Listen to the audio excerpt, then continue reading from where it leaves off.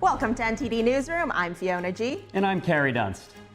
We have some breaking news today regarding former President Donald Trump. He will be holding a rally later this evening in Flint, Michigan.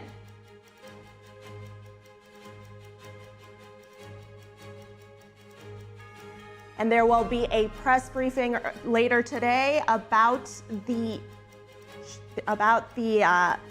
exploding pagers in Lebanon. Meanwhile, in New York City, Diddy has been arrested. The Justice Department announces a federal indictment against Sean Diddy Combs. Prosecutors allege that the mogul orchestrated a longtime sex trafficking and racketeering conspiracy. At least 9 people killed and thousands wounded when handheld pagers exploded almost simultaneously across Lebanon. Multiple members of the Hezbollah terrorist group were killed. The U.S. is accusing an employee of China's largest aerospace company of trying to steal secrets from NASA and the U.S. military. Federal prosecutors called it a multi-year phishing scheme. We look at the charges against the Chinese national and the sentencing he's facing. Electric vehicle sales have fallen short of expectations for European car makers. What challenge this creates as the EU pushes for further CO2 reductions next year.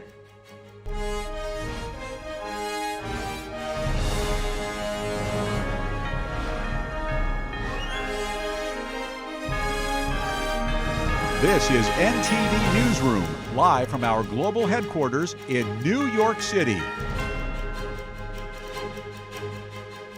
In the Middle East, Lebanon's Hezbollah are reporting explosions of handheld communication devices across the country.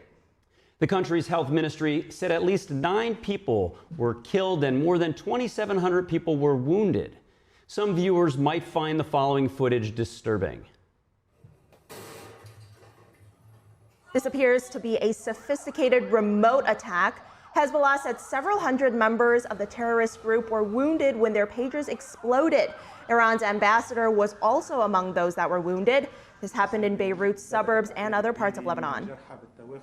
The health ministry called on the public to stop using handheld devices. They said large numbers of people are arriving at hospitals. No one claimed responsibility for the explosions. The incident comes at a time of heightened tension between Lebanon and Israel. Hezbollah suggested Israel was behind this explosion. The Israeli military, however, has declined to comment so far. It's unclear how the pagers were detonated. Hezbollah and newly acquired the pagers after the terrorist group leaders ordered members to stop using cell phones. He warned that they could be tracked by the Israeli intelligence. The State Department spokesperson Matthew Miller is giving a media briefing now about this topic. Let's tune in. Forces in high alert. There are some reports that Israel will declare soon that the Northern Front is the main front in this war. Do you still believe that your influence is capable of holding this conflict from not exploding into a regional war? Because it seems that it's slipping from your hands. It is not, I understand why you posed the question to me. It's not just a question for the United States. It is a question for every party in the region. Of course, it's a first order question to Israel. It's a question to Hezbollah, but it is a question to all of the other countries in the region about what type of region that they want to live in. So the United States is going to continue to push for a diplomatic resolution. We're going to continue to talk to our partners in the region about the need to avoid any type of steps that would avoid escalation of the conflict. But ultimately, as is always the case, this is a question for parties in the region and what kind of world and what they want to live in and what kind of future that they want to have. We continue to believe that the solution to the situation in Gaza, the situation across the blue line, the broader instability that the region faces is to tone down the rhetoric, tone down the tensions, tone down the hostilities, get a ceasefire in Gaza, move to a diplomatic resolution in the north, and set the conditions for broader regional stability. But that requires actions not just by the United States, but by parties in the region who have some agency of their own. But I mean, you say it's not a question for the United States. No, it's not just one for us. I know why we get these questions, but the countries and entities in the region have agency too for the decisions that they make. And so we will continue to impress upon them what we believe is in their interest and what we believe is in the interest of the region. But these are decisions that countries in the region have to make and entities in the region have to make for themselves. But don't you see that you are putting your both hands on this conflict and not allowing somebody else to take any actions to pressure Israel. You not allow the UN Security Council to put any pressure, any other countries or international agency in the world who will criticize Israel with an action, you will go against it. So you are actually holding this conflict with two hands and not allowing others to act. So first of all, I think the evidence of the past 11 months would very much contradict the idea that we can prevent any country in the world from criticizing Israel, because there has been inordinate criticism of Israel. There have been resolutions passed at the UN. Countries are free to take the steps that they want, and you have seen a number of them across the world do that. As for other countries, look, we are involved in this because we see it as our responsibility as one of the world's powers to try and get involved and reach diplomatic resolutions and try to bring stability. We would welcome other countries' involvement in trying to tone down tensions. We would welcome the involvement of other countries in trying to reach a diplomatic solution, either to the conflict in Gaza, as we've seen with Egypt and Qatar, directly engaged as mediators, or to the situation in the north. There is, in many cases, a paucity of other countries willing to step up and take that job. Matt, on this one, you would welcome Iran. We would certainly welcome Iran stopping funding terrorist organizations that are behind these attacks and behind much of this instability. Look, if Russia, let me say, China, we've been very clear on a number of times that we would welcome their positive involvement. With Russia, Russia has this burgeoning security relationship with Iran. If they were to use that influence with Iran to tell them to tone down their support for terrorism, we would absolutely welcome it. Now, I don't think that's going to happen, but we would certainly welcome taking those steps. Just to make the point, I mean, to play devil's advocate here, when those countries tell you that maybe you should do something by toning down your support for Israel, you say, no, that's just not going to happen. Look, right? we obviously have a different assessment of what's productive and what's not. Go ahead. Going back to Lebanon, you said that you consider targeting terrorists as a legitimate act. Then Hezbollah is a terrorist organization by the U.S. Does that mean that you support such operation that happened today and that targeted Hezbollah? So again, when I gave that answer, I said I want to be very clear that I'm not answering with any specificity regarding this incident, because we're continuing to gather facts on it. But in general, yes, of course we support operations to target Hezbollah militants who continue to launch terrorist attacks against civilians. Israel has a right to defend itself against terrorism and a right to carry out legitimate attacks against terrorists, not civilians, but terrorists. So as a general proposition, yes, of course. And one on Iran. Iran president has said today or yesterday, we are brothers with the Americans. They should put an end to their animosity toward us by demonstrating their generosity in deeds. Do you have any comment on that? So certainly we have a great fondness for the Iranian people. There are tremendous connections between the American people and the Iranian people. There is a large Iranian diaspora inside the United States and close family-to-family ties that we believe are incredibly important. But when it comes to the regime, ultimately, we'll judge them by their actions, not their words. And if he wanted to show brotherhood with the United States or with other countries in the world, the way to show brotherhood would not be through rhetoric. It would be to stop arming and encouraging terrorist groups, to stop nuclear escalations and blocking the work of the International Atomic Energy Agency. It would be to stop plotting to kill political opponents, stop transferring missiles and drones to Russia, and ultimately stop cracking down on the human rights of its own people. Thanks. No, let me go to Heba. Let me go to Heba. Then Saeed, I promise you. Let me just Saeed. There's never been a briefing where I've skipped you. So Heba, go ahead. Just a follow up. When you are calling on other countries to step up in the region, who do you mean? I mean, I'm not asking you about China and Russia, but other countries. When are you talking for the Lebanese, for example? Who can step up? So my answer to that would be we would welcome any country that would play a positive role in trying to calm tensions in the region. So every country has different roles that they can play. Obviously, I'll just give you some examples. Egypt and Qatar are playing a direct role in trying to mediate the conflict in Gaza and reach a ceasefire. Other countries at times have been incredibly useful in delivering messages to Iran that it should refrain from any escalation. And we would encourage any countries in the region or outside the region for that matter to play productive roles in trying to de-escalate tensions. Thank you. So, Gita, go ahead. In response to Michelle, you just said what Iran can do to help the situation. The Iranian president also said that he was willing to go back, adhere to the JCPOA. Now, are these items that actions that you just mentioned, could those be maybe something that you would expect Iran to do before U.S. would be willing to engage? So I would say, as a matter of first instance, before you talk about any sort of nuclear accords, Iran needs to stop blocking the work of the IEA. That's the first thing. They continue to block the work of the IEA, the legitimate work of the IEA. That is the first thing before you can even get into that type of discussion. Saeed, it didn't take too long. I want to ask you, what kind of message is Israel sending by doing this attack today, while a high-level American envoy to do precisely the opposite of what they did? What kind of message are they sending? Are they just saying, I want to understand further. I know. I mean, I'm just following up on that point. So, because Israel has like a tradition of doing that. I mean, every time there's a high-level American visitor, they either increase settlements, or they attack, or they increase their attacks and do things like this.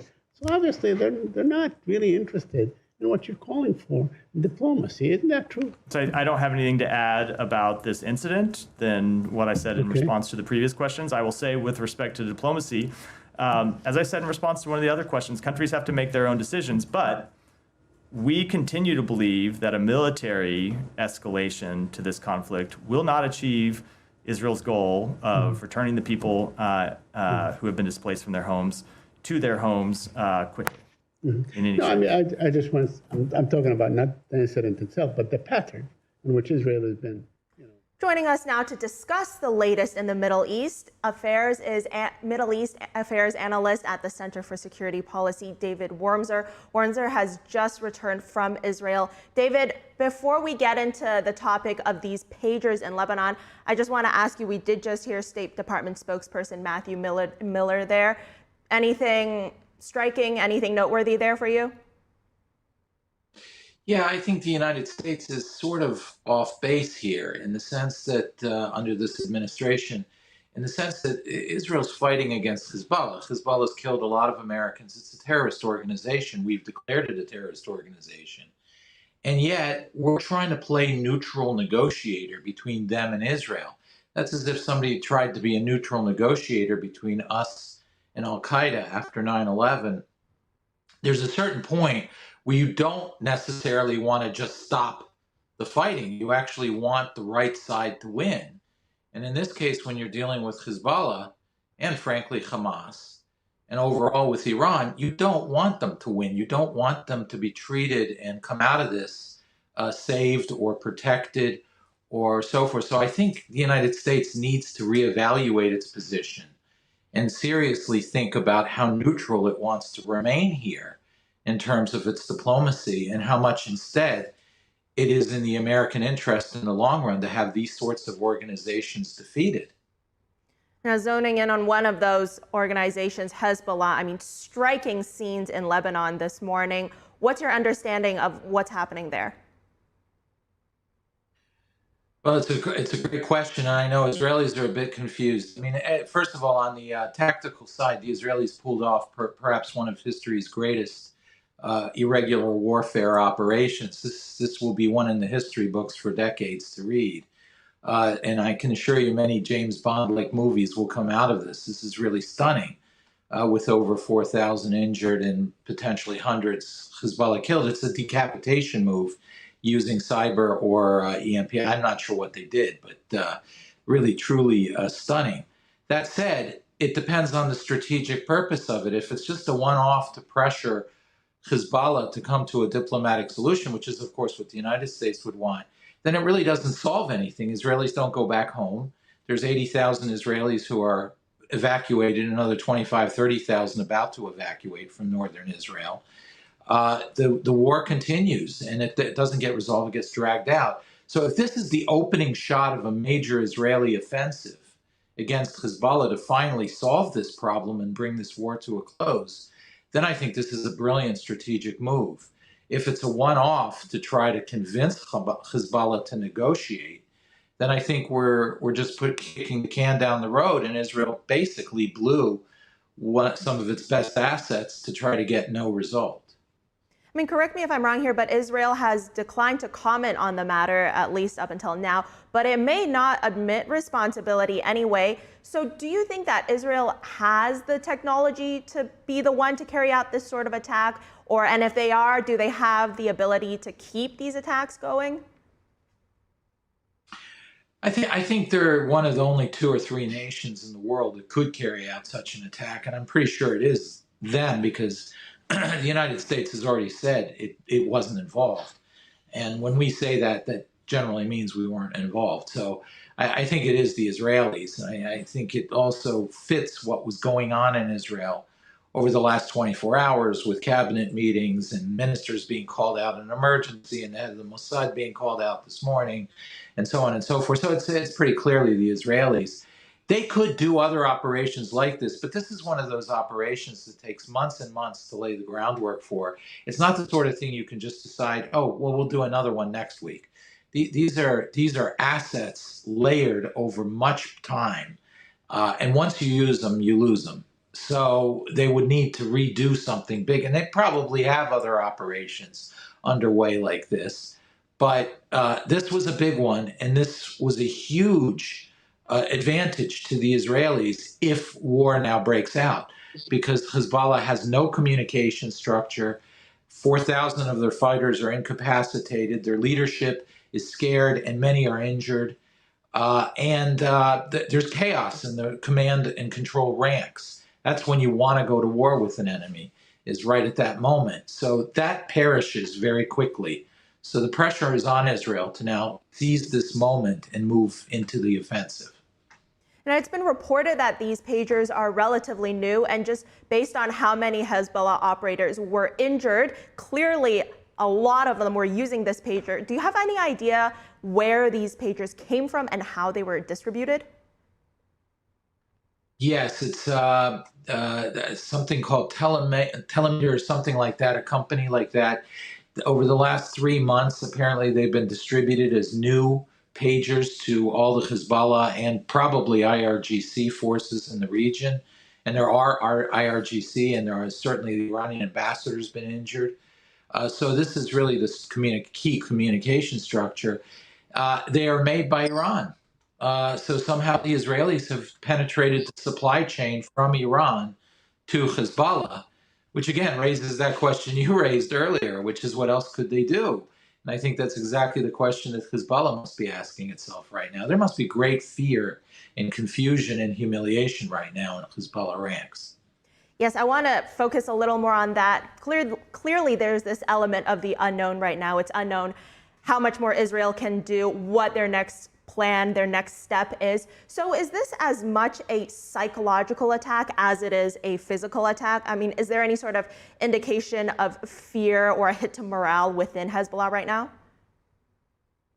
Yes, excellent question. Look, it is a very serious kinetic attack. 4,000 fighters definitely knocked out, many killed. That takes a lot of bombs to do something like that normally. But that said, the psychological impact, as you refer to, may be even greater. The idea, I mean, if you're sitting in Tehran right now, in Iran, you're wondering, well, my God, if they did this with our equipment that we gave Hezbollah, how safe is the leader of Iran? How safe is the leader of Iran's military? How safe is anything in Iran? And that psychological impact can have huge implications. The other thing is in the region, Iran looks weak. Hezbollah looks humiliated. That has a tremendous impact in terms of strategic momentum in the region. So I think you're right. The psychological can be as big as the actual kinetic effect. I mean, this is such a significant development in this whole thing in the Middle East right now. And I think it really remains to be seen what kind of ripple effect this is going to have in the future. Middle East Affairs Analyst at the Center for Security Policy, David Wormser, thank you for your insight.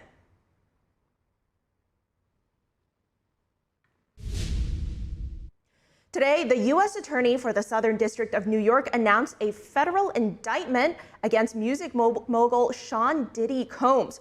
Prosecutors allege that he orchestrated a years-long sex trafficking and racketeering conspiracy. Footage acquired by CNN appears to show Combs violently assaulting his then-girlfriend Cassie Ventura at a California hotel in 2016. We want to warn our viewers that the following content is quite graphic. The R&B singer known as Cassie accused Combs in a lawsuit of serial physical abuse, sexual slavery, and rape during their decade-long relationship. You could see the footage there. It is very disturbing. She had agreed to an undisclosed settlement the day after filing the lawsuit, however. Combs denied her allegations. The music mogul has since faced several other civil lawsuits by women accusing him of sexual assault. The indictment alleges that between at least 2008 and the present, Combs abused, threatened, and coerced victims to fulfill his sexual desires, protect his reputation, and conceal his conduct. As alleged in the indictment, to carry out this conduct, Sean Combs led and participated in a racketeering conspiracy that used the business empire he controlled to carry out criminal activity, including sex trafficking, forced labor, kidnapping, arson, bribery, and the obstruction of justice. I spent the evening with him. I was with him until about 1 o'clock. His spirits are good. He's confident. He is dealing with this head on, the way he's dealt with every challenge in his life. And he's not guilty. He's innocent of these charges. Prosecutors said they would seek to have Combs in custody while he waits for trial. His lawyer spoke outside the courthouse this morning. He says he'll fight to keep Combs free and added that Combs is innocent and would plead not guilty. Coming up, Florida's governor directs state agencies to get to the bottom of the potential assassination attempt on former President Trump. What Governor DeSantis says about the investigation. A major pipeline explosion near Houston sparks a massive fire causing evacuations. Hear what authorities are saying after the break.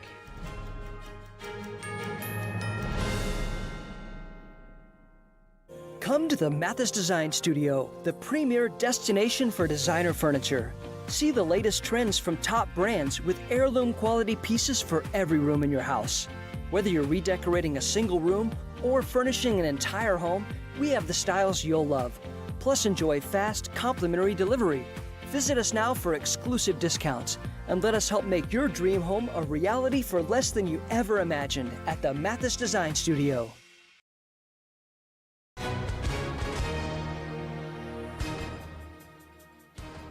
Hi, everyone, and welcome to Legal Help Center. This is where we have professionals standing by to answer your questions regarding personal injury. So if you've been injured in an accident that was not your fault, like a car accident or a slip and fall, we can help. As a matter of fact, we are here to help. So take that first step and call the number on your screen right now. We have legal professionals standing by to answer your questions. They'll tell you if you have a case and how much your case is potentially worth. Thank you for joining us, everyone. I'm Gina Bellich, here with TV anchor and spokesman Tom Mustin. So, Tom, you've been in television for over 20 years. You've participated in a number of big events. Tell everyone watching at home what makes the Legal Help Center so special and what it means for you to be here with us in the studio. Well, Gina, first let me thank you for having me join you here today. Now, as far as who should call in right now, the answer is anyone who's been injured in an accident that was not their fault, because when you give us a call, you're going to speak with a live person, not some automated greeting or computer message, but an actual person who's ready to help. You'll receive a free consultation. You can get all your questions answered, and more importantly, find out how much your case is potentially worth. Now, this is a service to you, the viewers, offering you a free consultation and getting you access to legal help. So if you've been injured in an accident that was not your fault, or you know someone recently in an accident, give us a call right now. You'll speak with a live agent, not some automated greeting, but an actual person right now who's ready to help you. Like Gina said, if you've been injured in an accident, like a car accident or a slip and fall, the team is available to help. So take that first step. We have agents available for you right now. They'll answer any questions you have, let you know how much your case is potentially worth. Take care, everyone, and thank you for watching. The 7th NTD International Piano Competition will take place at the Kaufman Music Center in New York City. Pianists from around the world will come together to revive the great piano masterpieces. Join us on this uplifting journey. The semifinals, finals, and the winner's concert will be open to audiences and live streamed from October 17th to the 19th. Get tickets now at 212-501-3330.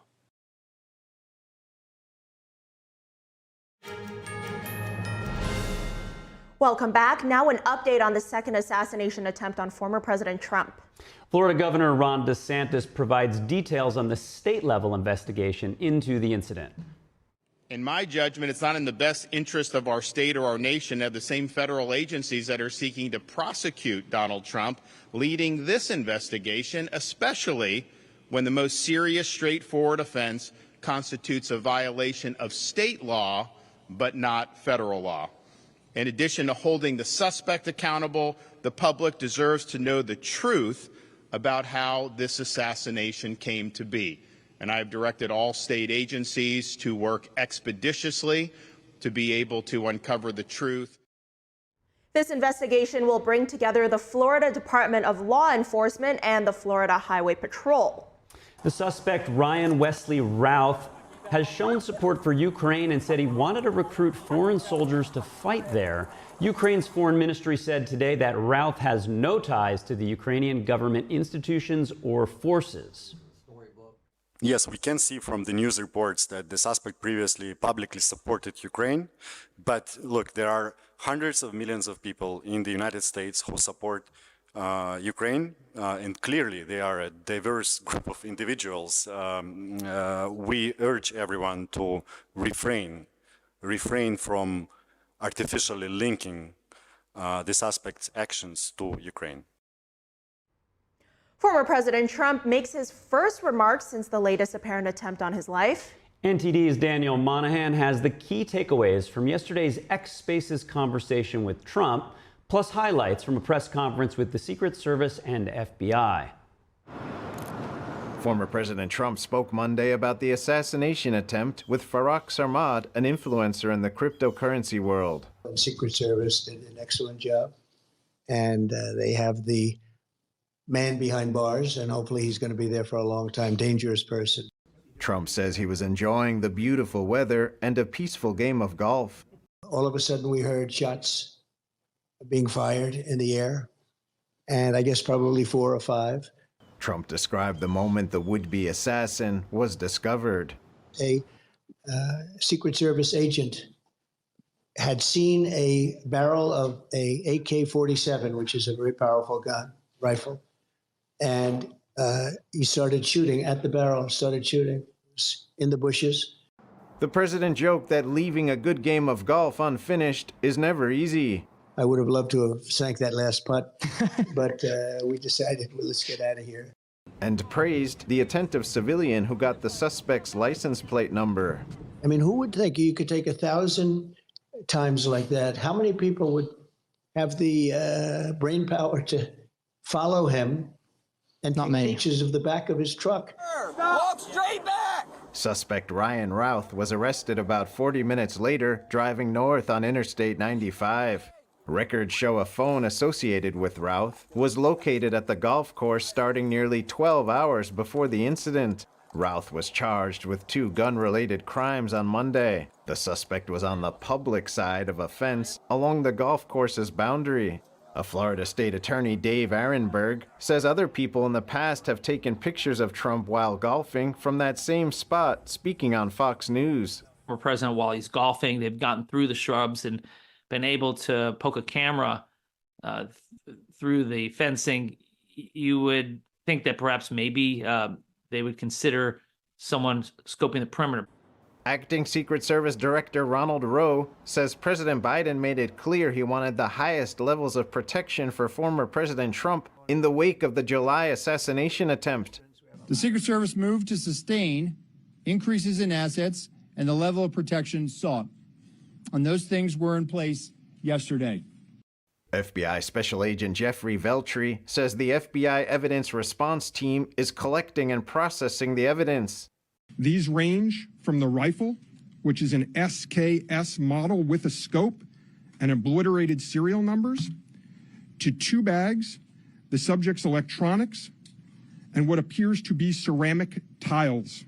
Veltri says DNA has also been collected and sent to Quantico for testing. The FBI agent says the suspect had an active online presence and they are going through his posts.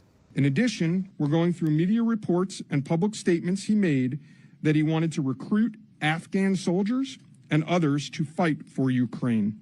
Routh expressed support for Ukraine in dozens of X posts, saying he was willing to die in the fight. He also protested in Kyiv after Russia invaded and even tried to enlist. He was reportedly turned away due to his age and lack of military experience. Daniel Monahan, NTD News.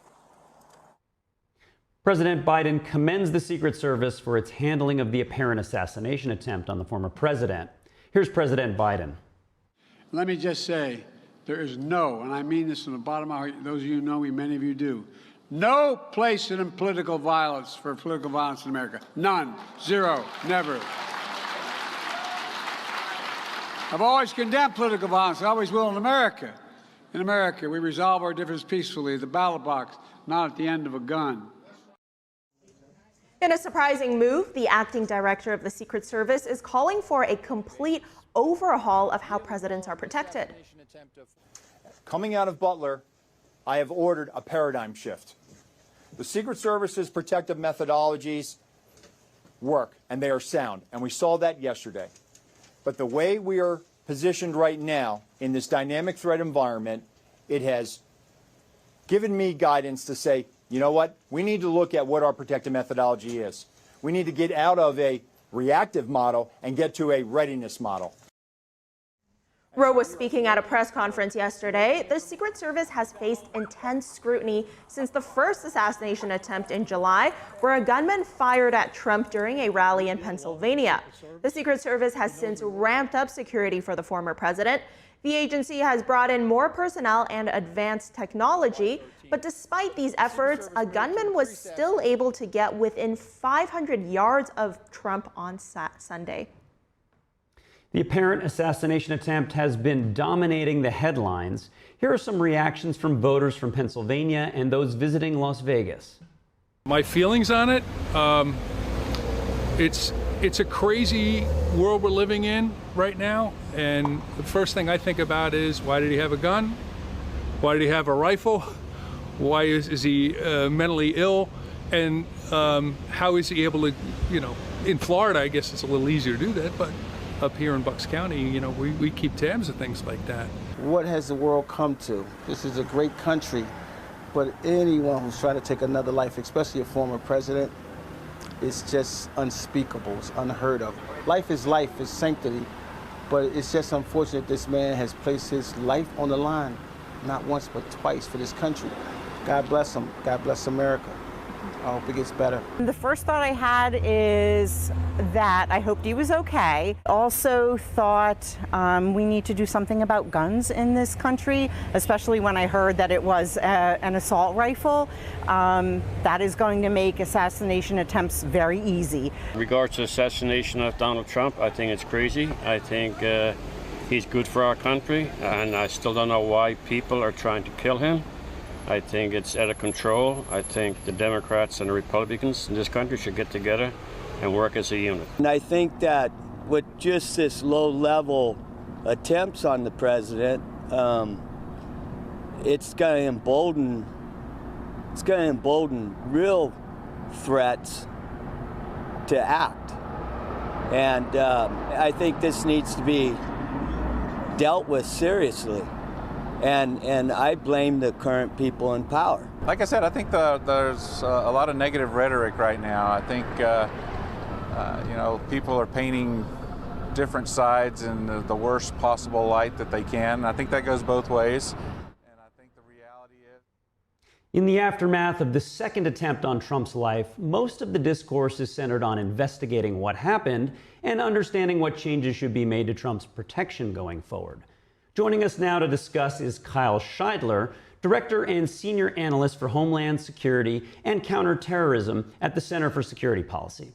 Welcome to Newsroom, Kyle. Governor Ron DeSantis is planning a state-level investigation while the FBI is conducting their own investigation. It seems like 2 investigations is better than 1 in this situation. How should these investigations be handled to truly get to the bottom of what happened? Well, first, I think we need to applaud Governor DeSantis for his decision to take action on this. States actually have a wide variety of authorities that enable them to investigate these kinds of crimes. And they have significant policing powers. And it's good to see states utilizing those. As you heard in the segment, Governor DeSantis noted that state laws were violated and they have a responsibility to investigate those.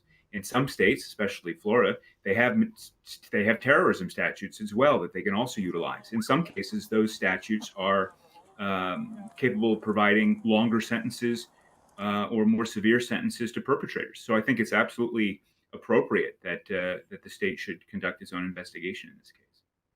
Yes, and on Trump security going forward, everyone across the aisle, including Biden and Harris, seem to agree that Trump security details should be escalated. One suggestion coming in from former Auburn football coach turned Alabama Senator Tommy Tuberville was to deploy Navy SEALs to protect Trump. Do you think that's an appropriate strategy, and what changes should be made going forward? Well, unfortunately, the U.S. Secret Service is an organization which, while it has a sterling reputation, has suffered in the past decade or so with low morale and other issues. We saw after the incident in Butler, Pennsylvania, that, for example, they were relying heavily on agents who were not Secret Service agents at all. They were not protective agents. In some cases, they had only received a brief online training about how to be a protective agent. That's simply not the U.S. Secret Service that most Americans expect to be providing security for our president. So I think we do need to get back to that historical Secret Service and the capabilities that they used to exhibit and realize that that's necessary. If that requires utilizing support from the U.S. military, there are authorizations to enable them to do that. They have done that in the past for things like setting up perimeters and the like. So that's certainly something that they can look at. But I think, at this point, all options really do need to be on the table in terms of how we protect President Trump, because as we have seen, this is something that's just going to continue to happen unless steps are taken. Yes, drilling into that, the acting Secret Service Chief Rowe said today his organization needs to get out of a reactive model and into a readiness model. Can you explain or elaborate your feeling on what he means by that? Well, I'm a bit curious what he means by that to begin with. The U.S. Secret Service is supposed to already be in a readiness model. They are supposed to be very aggressively investigating individuals who threaten former presidents, as this individual reportedly had done, publishing a book online calling for the Iranian government to assassinate the president and indicating his own support for that. So this is the kind of thing that the Secret Service should have been on top of. They should have been aware of this individual, that he was a threat and that he was potentially in the area. And if they weren't, then that's very concerning. So again, I think this is, it's not a question necessarily of a new model, but returning to a model that the Secret Service has traditionally used and which has traditionally worked. Yes, and then moving on to the actual assailants, do you have any credible evidence at this point that might suggest that these assassination attempts were not lone wolf acts? Not at this point, but I think we need to look at that very seriously. Of course, Occam's razor, the most obvious case, is usually the correct one, and that would be that this individual was motivated by hateful rhetoric out there in the media and on social media in opposition to President Trump. But we also know that he traveled significantly internationally, that he claimed to have contacts and abilities abroad. These things have to be investigated.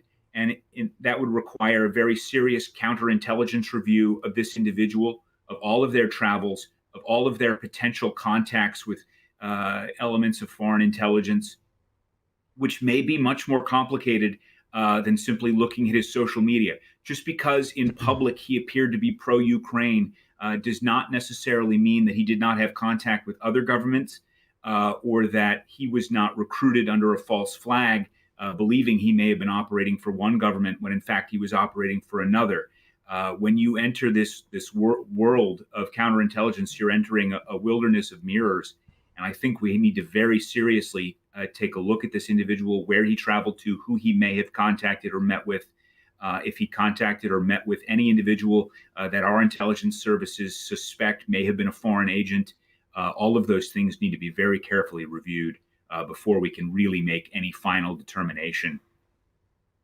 Thanks. And while we end here, potentially one positive out of all this news from what happened on the golf course, I'd like you to elaborate on your perspective of the actions of the Secret Service agent who had the ability to spot the shooter's gun protruding through the fence and bushes and engaged him with his firearm. Is this typical response, or what would you share with our viewers about that particular agent's solo actions?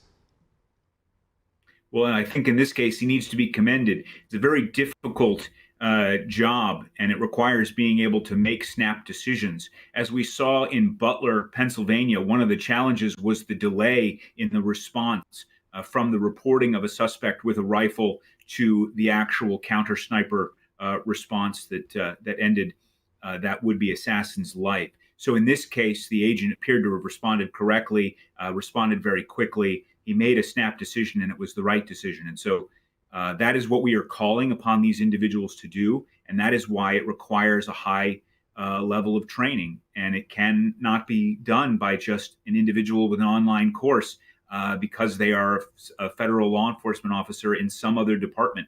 It really does need to be done by specialized protective services of the kind that the Secret Service formerly was known for. And as I said earlier, I think needs to get back to. We thank you for this, explaining the nuance of what it's like to be on the job. Kyle Scheidler, Director and Senior Analyst for Homeland Security and Counterterrorism at the Center for Security Policy. Thank you. Now a look at the presidential race. Former President Trump will attend a town hall in Flint, Michigan tonight. It'll be moderated by Arkansas Governor Sarah Huckabee Sanders, who was his former White House press secretary. This will be his first public event since the recent incident on his Florida golf course. Vice President Kamala Harris is scheduled to take part in a discussion organized by the National Association of Black Journalists in Philadelphia this afternoon. And Vice Presidential candidate Tim Walz has a busy day with campaign appearances in Georgia and North Carolina. His schedule includes a morning address in Macon, an event in Atlanta, and a rally in Asheville, North Carolina this evening. Trump's vice presidential pick, Senator J.D. Vance, will speak in Sparta, Michigan this afternoon. After that, he'll head to Wisconsin for an evening address. NTD's White House correspondent Iris Tao is in Michigan today. She's bringing us the latest of Trump's town hall in Flint. Take a look.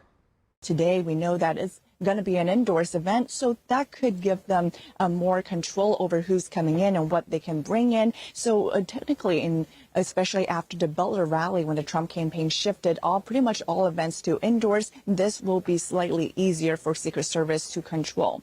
And meanwhile, Trump last night spoke out on X during an X Spaces conversation about the moment that they heard a shot when he was golfing on Sunday. Here's a part of that. Watch. All of a sudden, we heard shots being fired in the air, and I guess probably 4 or 5. And it sounded like bullets, but what do I know about that? But Secret Service knew immediately it was bullets. He also went on to praise Secret Service, saying how they spotted the barrel of the gun in the bushes and started shooting right away, which was what kept him safe. Meanwhile, Florida Governor Ron DeSantis held a press conference this morning in West Palm Beach, announcing that he's now launching a state investigation into that assassination attempt, saying that the state has jurisdiction over that incident, while also casting doubt on the ability for the federal agency to investigate that fairly. Let's take a look. I've directed state agencies to move expeditiously and to provide full transparency to the public. In my judgment, it's not in the best interest of our state or our nation to have the same federal agencies that are seeking to prosecute Donald Trump. Meanwhile, despite the latest apparent assassination attempt, Trump is still expected to keep holding all his campaign events scheduled for this week, and that includes the town hall tonight right here in Flint, Michigan, and also a campaign rally tomorrow in New York, as well as an appearance in D.C. later this week. Back to you. Vice President Kamala Harris is now speaking to the National Association of Black Journalists. Let's take a look. To the American people, if we see people and understand what they want for themselves and their families, and then meet them where they are. Madam Vice President, I want to switch gears a little bit and talk about the war in Gaza. Mm-hmm. You've called for a ceasefire hostage deal and a two-state solution as an end to the war for many months now. And while you've expressed support for Israel to defend itself, a two-state solution and a ceasefire are at odds with what Benjamin Netanyahu has said is their right to defense. If it matters, as you say, how Israel defends itself, where do you see the line between aggression and defense? And our power as Israel's ally to do something?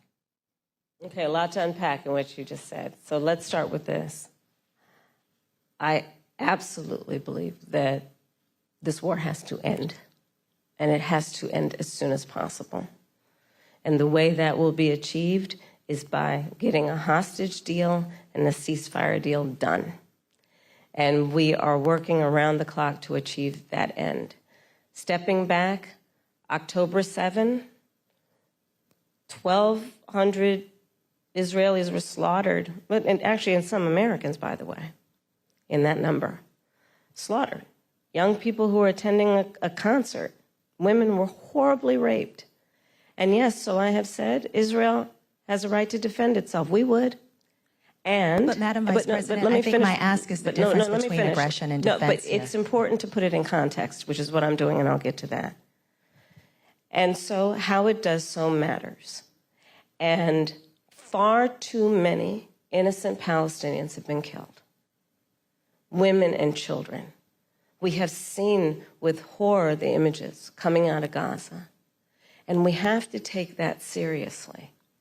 And we have to agree that not only must we end this war, but we have to have a goal of a two-state solution, because there must be stability and peace in that region, inasmuch as what we do in our goal is to ensure that Israelis have security and Palestinians in equal measure have security, have self-determination and dignity. A question for you on that, though. What levers does the U.S. have to support Palestinians in their right to self-determination? And is it even possible as Israel's ally? Well, absolutely. I will tell you, I have been actively involved in, for example, meeting not only with Israeli officials, but with Arab officials to talk about how we can construct a day after scenario where we participate in ensuring those exact goals that I outlined, including as part of the principles that should be applied to those goals, that there be no reoccupation of Gaza, that there be no changing of the territorial lines in Gaza, that there be an ability to have security in the region for all concerned in a way that we create stability, and let us also recognize in a way that ensures that Iran is not empowered in this whole scenario in terms of the peace and stability of the region.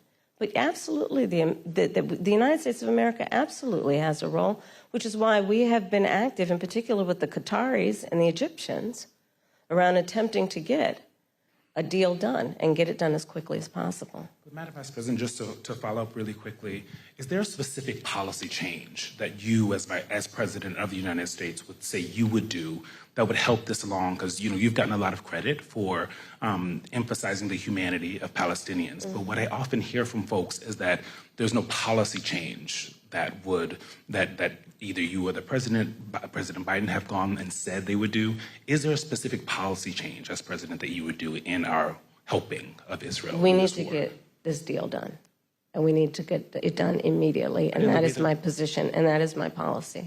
We need to get this deal done. But in the way that we send weapons, in the way that we interact as their ally, are there specific policy changes? Well, Eugene, for example, one of the things that we have done that I am entirely supportive of is the pause that we've put on the 2,000-pound bombs. And so there is some leverage that we have had and used. But ultimately, the thing that is going to unlock everything else in that region is getting this deal done. And I'm not going to disclose private conversations, but I will tell you I've had direct conversations with the Prime Minister, with the President of Israel, with Egyptian leaders, and with our allies. And I think we've made ourselves very clear this deal needs to get done in the best interest of everyone in the region, including getting those hostages out who, I mean, we saw the latest example of what happened with the six most recently, one of whom was an American citizen. But what do you say to those that say that's not enough, that stopping the 2,000-pound bombs the one time wasn't enough, that this administration, your possible administration, has to do more? Well, we are doing the work of putting the pressure on all parties involved to get the deal done. But let me be very clear also. I support Israel's ability to defend itself. And I support the need for Palestinians to have dignity, self-determination, and security as we move forward and get a two-state deal done. But right now, the thing we need to get done is this hostage deal and this ceasefire deal. We need a ceasefire. We need the hostage deal. I want to switch gears to racial justice, Madam Vice President. Last month, you eulogized Congresswoman Sheila Jackson Lee. Yeah. Jackson Lee's signature bill, one of a few, was H.R. 40, which would create a commission to study the history of U.S. slavery and study the issue of reparations. She introduced H.R. 40 every session of Congress, taking up the mantle from Congressman John Conyers. This is a bill that you have co-sponsored as a U.S. Senator. Yet, this has, despite the fact that this has been, similar commissions have been created on the state level and on the local level, is yet to pass in Congress, let alone come out of committee. Congresswoman Jackson Lee, Congresswoman Barbara Lee, and other advocates have called for President Biden to take executive action to create this commission. Would you, as president, take executive action to create this commission, or do you believe that it should happen in Congress? Well, first of all, as you mentioned, Sheila Jackson Lee, she was an extraordinary leader who we just recently lost, and she was a friend and a real champion for so many issues. So I feel compelled to say that about her. On the issue of what we need to do going forward, look, first of all, we just need to speak truth about history in spite of the fact that some people would try and erase history and try and teach our children otherwise. We need to speak truth about the generational impact of our history in terms of the generational impact of slavery, the generational impact of redlining, of Jim Crow law. I could go on and on and on. These are facts that have had impact. And we need to speak truth about it. And we need to speak truth about it in a way that is about deriving solutions. And frankly, I think that we, and part of that is studying it to figure out exactly what we need to do. But part of what we can do right now is, for example, what I'm talking about in terms of building an opportunity economy, which is addressing explicitly the obstacles that historically and currently exist and dealing with them. Student loan debt, medical debt, bias in home appraisals, what we need to do in terms of dealing with an issue that I have championed for years, Black maternal mortality, which is the fact that Black women are 3 to 4 times more likely to die in connection with childbirth than other women. And we know that the reasons for that include disparities that pre-exist her pregnancy including disparities that exist in the system during her pregnancy. So all of those things must be addressed. Do you have a position on whether that should happen, this commission should happen through executive order or via Congress? I think Congress ultimately will have the ability to do this work. I'm not discounting the importance of any executive action, but ultimately Congress. Because if you're going to talk about it in any substantial way, there will be hearings, there will be a level of public education and dialogue that, and I think that was part of the spirit behind the congressional action thus far, to ensure that everyone can participate in this conversation in a way that elevates knowledge about history and the reference points that that are the impetus of this conversation. Especially, again, when people are trying to deny history, when people are, so-called leaders are saying that enslaved people benefited from slavery. I mean, let's talk about the Delta here in terms of the work that needs to be done. It's profound. Madam Vice President, I want to move to Springfield, Ohio, and what's happening there. We've seen school closures, parents worried about their kids leaving the home because of racist conspiracy theories that I won't repeat here, but they have been repeated by leaders on the Republican side, President Trump, former President Trump, and Vice Presidential nominee J.D. Vance.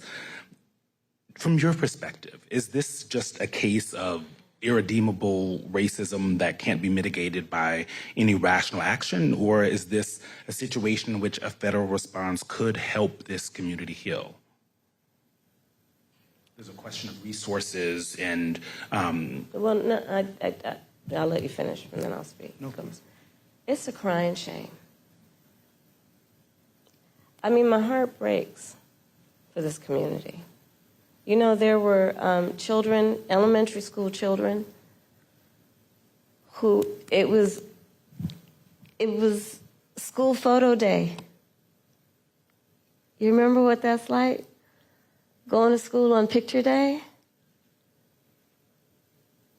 Who were dressed up in their best, got all ready, knew what they were going to wear the night before, and had to be evacuated. Children. A whole community put in fear. And I'll say a couple things about it. One, I learned a long time ago in my career, having a background as a prosecutor, when you have these positions, when you have that kind of microphone in front of you, you really ought to understand at a very deep level how much your words have meaning. I learned at a very young stage in my career that the meaning of my words could impact whether somebody was free or in prison. As Attorney General, I was of California, fifth largest economy in the world. I was acutely aware that my words could move markets. When you are bestowed with a microphone that is that big, there is a profound responsibility that comes with that. That is an extension of what should not be lost in this moment, this concept of the public trust.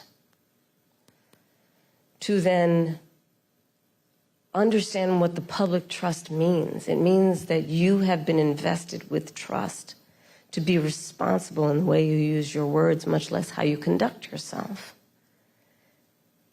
And especially when you have been and then seek to be again President of the United States of America. And so I go back to, it's a crying shame, literally, what's happening to those families, those children in that community, not to mention what is happening in terms of, look, you say you care about law enforcement resources being put into this because of these serious threats that are being issued against a community that is living a productive, good life before this happened. And spewing lies that are grounded in tropes that are age old. And look, I said it not very far from here the other day at the debate. This is not new. This is not new in terms of these tropes. This is not new in terms of where it's coming from. And, you know, whether it is refusing to rent to people, rent to black families, whether it is taking out a full-page ad in the New York Times against 5 innocent black and Latino teenagers, the Central Park 5, calling for their execution, whether it is referring to the first black president of the United States with a lie, birther lies. And look, the American people deserve, and I do believe want better than this. I do believe that. I know, the vast majority of us as Americans know we have so much more in common than what separates us. I know that. I know that regardless of someone's background, their race, their gender, their geographic location, I know that people are deeply troubled by what is happening to that community in Springfield, Ohio. And it's got to stop. And we've got to say that you cannot be entrusted with standing behind the seal of the President of the United States of America, engaging in that hateful rhetoric that, as usual, is designed to divide us as a country, is designed to have people pointing fingers at each other. It's designed to do that. And I think most people in our country, regardless of their race, are starting to see through this nonsense and to say, you know what, let's turn the page on this. This is exhausting and it's harmful and it's hateful and grounded in some age-old stuff that we should not have the tolerance for. So let's turn the page and chart a new way forward and say, you can't have that microphone again. Madam Vice President, I'm switching gears again. Okay. Quick question. I want to talk to you about gun control. So you've said you support an assault weapons ban and universal background checks, and we actually learned during the debate that you are a gun owner. Mm-hmm. But in cities like Philadelphia, handguns are responsible for most homicides and violent crime. The most recent FBI data shows handguns were involved in 59% of murders in our country. How will you address the issue of the use of handguns? Because a push for an assault weapons ban only addresses a significant but small part of the problem. So, first of all, yes, I am a gun owner, and Tim Walz is a gun owner, and we're not trying to take anybody's guns away from them. But we do need an assault weapons ban. Assault weapons are designed to kill a lot of human beings quickly, yes, and have no place, and yes. have no place, I'm going to get to it. Yes. And have no place on the streets of a civil society. We need universal background checks, which, to your point about handguns, is about saying that it is just reasonable to want reasonable gun safety laws that say we should do background checks that we ought to know. It's just reasonable. You might want to know before someone can buy a lethal weapon if they've been found by a court to be a danger to themselves or others. You might just want to know. And respectfully, we do understand that. But you're asking yes. about... I'm asking specifically about handguns, because many of those handguns aren't purchased in places. Checks yes. apply to handguns. Yes. They do. But in many instances, those handguns aren't even bought lawfully. Yes. Which is why I also have been very adamant for years. In fact, I myself protested at a gun show probably 10, 15 years ago about the gun show loophole and why we need to close that. Because what ends up happening is that gun shows at flea markets, gun dealers are not, under existing law in the past, required to register their sales. And so you are exactly right that a lot of homicides, for example, a good number of them, I don't have the statistic in front of my mind, are committed with illegally purchased guns. And that's why we need to address each entry point in the issue, including universal background checks, closing the gun show loophole, and what we need to do as a general matter to focus not only on reaction to crime, but prevention of crime. So you're raising a very important issue that has many facets, including what we need to do in terms of reasonable gun safety laws and what we need to do around crime prevention, what we need to do around crime deterrence. But listen, I have personally prosecuted homicide cases. I have held the hands of mothers who have come to me crying, who have said, I only want to talk to Kamala, because they knew when they sat down, I would treat them with the dignity and respect that they were entitled and due about the loss of their child, often their son, to gun violence and the need to take it seriously. And we must take it seriously in every way, understanding it's not just about a soundbite. It's about a comprehensive approach that deals with the tragedy of, to your point, everyday gun violence in America. It's real. It has had a profound impact in terms of trauma that, for the most part, has gone undiagnosed and untreated. The trauma that exists in communities around the violence of losing their children, losing a brother, losing a father, an uncle. All of that must be addressed, and we have to have a holistic response to it. Are there things we haven't thought about yet? Because every time we bring up this issue of gun violence, universal background checks comes up and a ban on assault weapons. Are there other solutions that you're also thinking about that will get at this issue? Absolutely. For example, part of what we did as vice president and with the president, we were able to pass the first meaningful gun safety legislation in 30 years. And part of what that involved was millions and millions of dollars to put more mental health counselors in public schools, right? Because we know that there is an aspect of this that is about treating the trauma and dealing with it at its source before it ends up manifesting itself in a problem.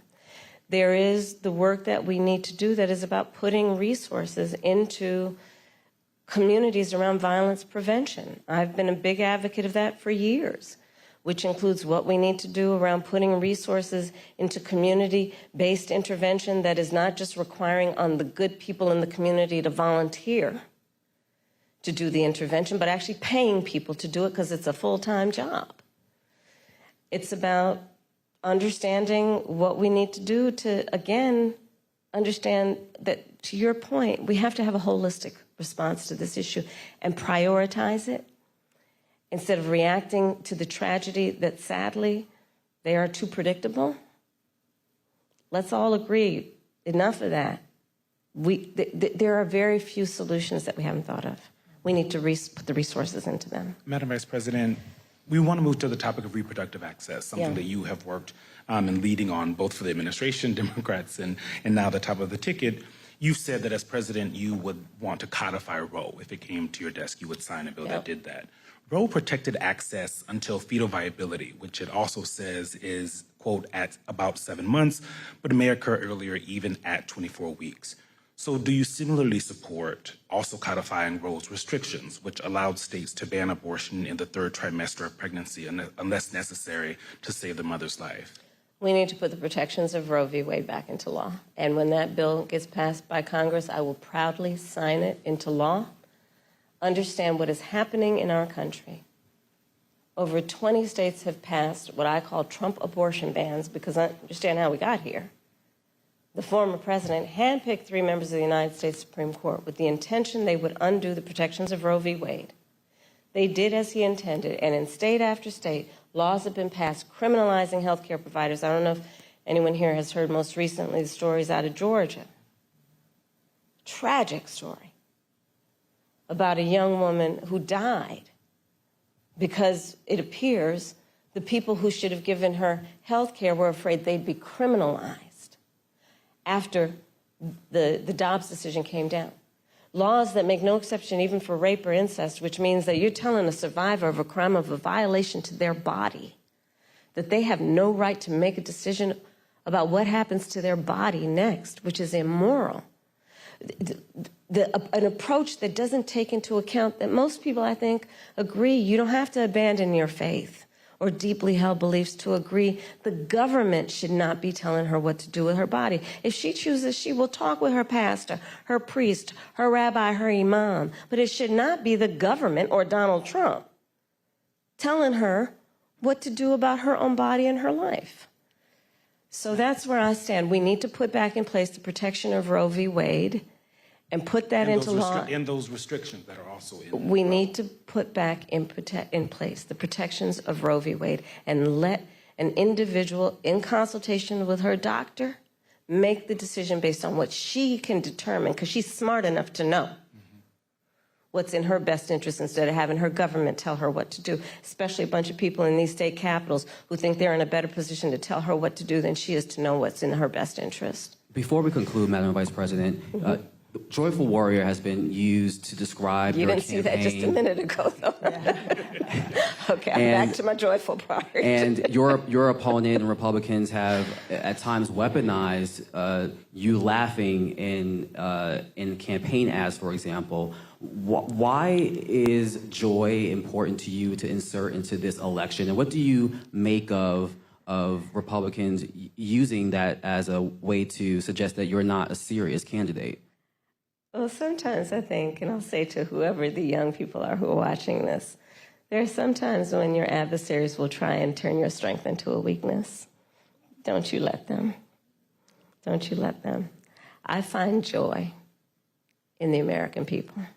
I find joy and optimism in what I see to be our future and our ability to invest in it. I find joy in the ambition of the people. I find joy in the dreams of the people. I find joy in building community. I find joy in building coalitions. I find joy in believing that the true measure of the strength of a leader is not based on who you beat down, but who you lift up. And I think we should all find joy and have a sense of optimism about who we are as Americans and what we mean to each other and what we can do to lift each other up. Madam Vice President, President Biden spoke to former President Trump after the attempt on his life this weekend. Have you spoken to him? I have. And earlier today, I assume? Yes. How'd that go? You want to give us some intel? Sure. I checked on him to see if he was okay. Yeah.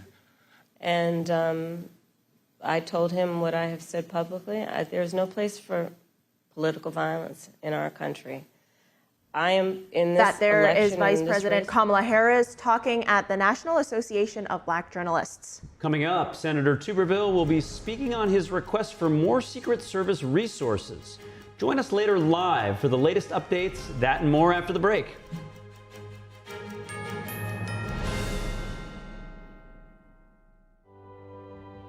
There's a whirlwind of emotion and activity going on in this painting. And there's chaos all around and threat from below. The wolves surrounding her, and they're anything but unmoved. They're moving all the time, and we sense that. But this little girl remains unmoved. She's in quite a perilous situation, but she's completely strong and serene, and she's actually meditating. It was very, very well liked because no matter what culture or what sort of walk of life you're from, I think people, they see it and they immediately understand what that energy, what that message is, and they're drawn to it because everybody kind of needs a little bit of that in their own life, of, you know, the steadfast calmness and something to hold on to. It's definitely an inner peace in the midst of something very chaotic, and for a lot of people right now, the whole world is very, very chaotic. So I guess that's another reason why so many people are very drawn to this.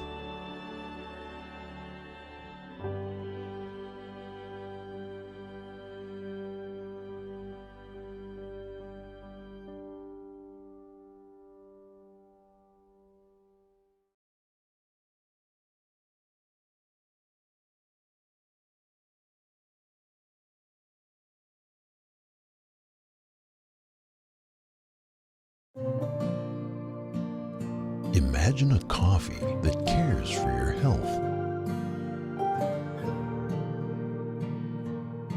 Expertly fermented with a 50 enzyme complex to enhance flavor and remove bitterness. Small batch roasted to a decadent medium dark, resulting in a brew that is gentle on digestion, low acid, and up to 90% less caffeine than regular coffee.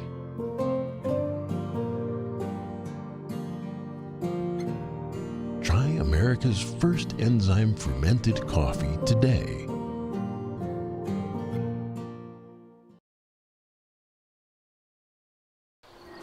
Do you know that Cars for Compassion is the best way to donate your car? Through this non-profit program, you can not only help us keep bringing the world independent and daringly truthful journalism, but also significantly impact the life of somebody who needs a vehicle. The Epoch Times fights misinformation and big tech censorship by being independent and unbound to advertisers. Every single contribution to Cars for Compassion is a powerful endorsement of our unwavering mission.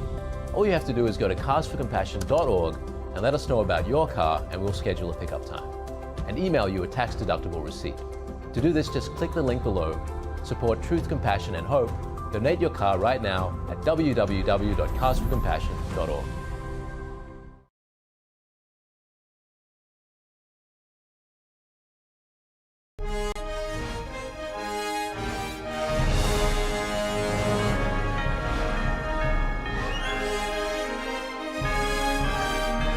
This is NTD Newsroom, live from our global headquarters in New York City.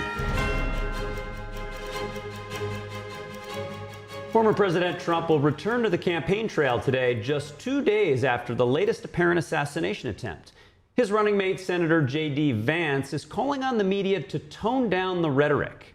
Joining us now live is NTD's White House correspondent Iris Tao, who's at Trump's town hall tonight in Flint, Michigan. Good afternoon, Iris. What have you got for us out there? Good afternoon to both of you. So at around 7 p.m. Eastern time tonight, former President Trump will be holding a town hall right here in Flint in the battleground state of Michigan. And that's going to be hosted by his former White House press secretary and Arkansas Governor Senator Huckabee Sanders. Trump will be taking questions from the audience and also address topics such as the auto industry here in Michigan, as well as inflation. Meanwhile, this marks his first open indoors campaign event after the second apparent assassination attempt that happened just 2 days ago on Sunday in his Florida golf course. We do expect him to talk more about this today after sharing with his audience about what exactly unfolded yesterday on X Spaces during an interview. Meanwhile, also today we are hearing that his running mate J.D. Vance, who is also campaigning here in the battleground state of Michigan, calling on the public, especially the media, to tone down their rhetoric and said, quote, to the media, to everybody that's been attacking this man and censoring this man for going on in 10 years, and cut it out before you get somebody killed. And that does echo what Trump has been saying after that assassination attempt, basically calling and pointing to rhetoric by the media and the other side, and blaming that for what caused him to be shot at. Meanwhile, just today, we just heard from the White House official that Vice President Kamala Harris actually called former President Trump to express that she is grateful that he is safe, adding that it was, quote, a cordial and brief conversation. We know that President Biden has also made that phone call to Trump yesterday. Meanwhile, we are also expecting more talks about security measures being ramped up, especially as Trump continues to hold campaign events like this. The Secret Service yesterday told us in West Palm Beach that they are evaluating the situation on the ground constantly and will ramp up security measures if needed. And just today, the DOJ Attorney General Merrick Garland also said that they're using all resources for security in such scenarios. They say that we are grateful that Trump is safe, adding that we are all working together to tirelessly determine accountability. In this matter, we will spare no resource in this investigation. Meanwhile, we know that Trump is still planning to attend the rest of his campaign events for this week, including a rally in Long Island, New York tomorrow and an event in Washington, D.C. on Thursday. And just Just earlier today, Trump posted on Truth Social saying that he believes that he has real chances of winning New York this time around for the first time in many decades. He also added that he would like to work with Democrats in turning the New York stage back to what it was like 50 years ago, or what it has not seen in 50 years, returning it to its prime stage. And of course, we do expect Trump to talk about the common topics that he's been highlighting at his rallies, including inflation, crime, the border, and others, and during tonight's town hall right here in the battleground state of Michigan. Back to you.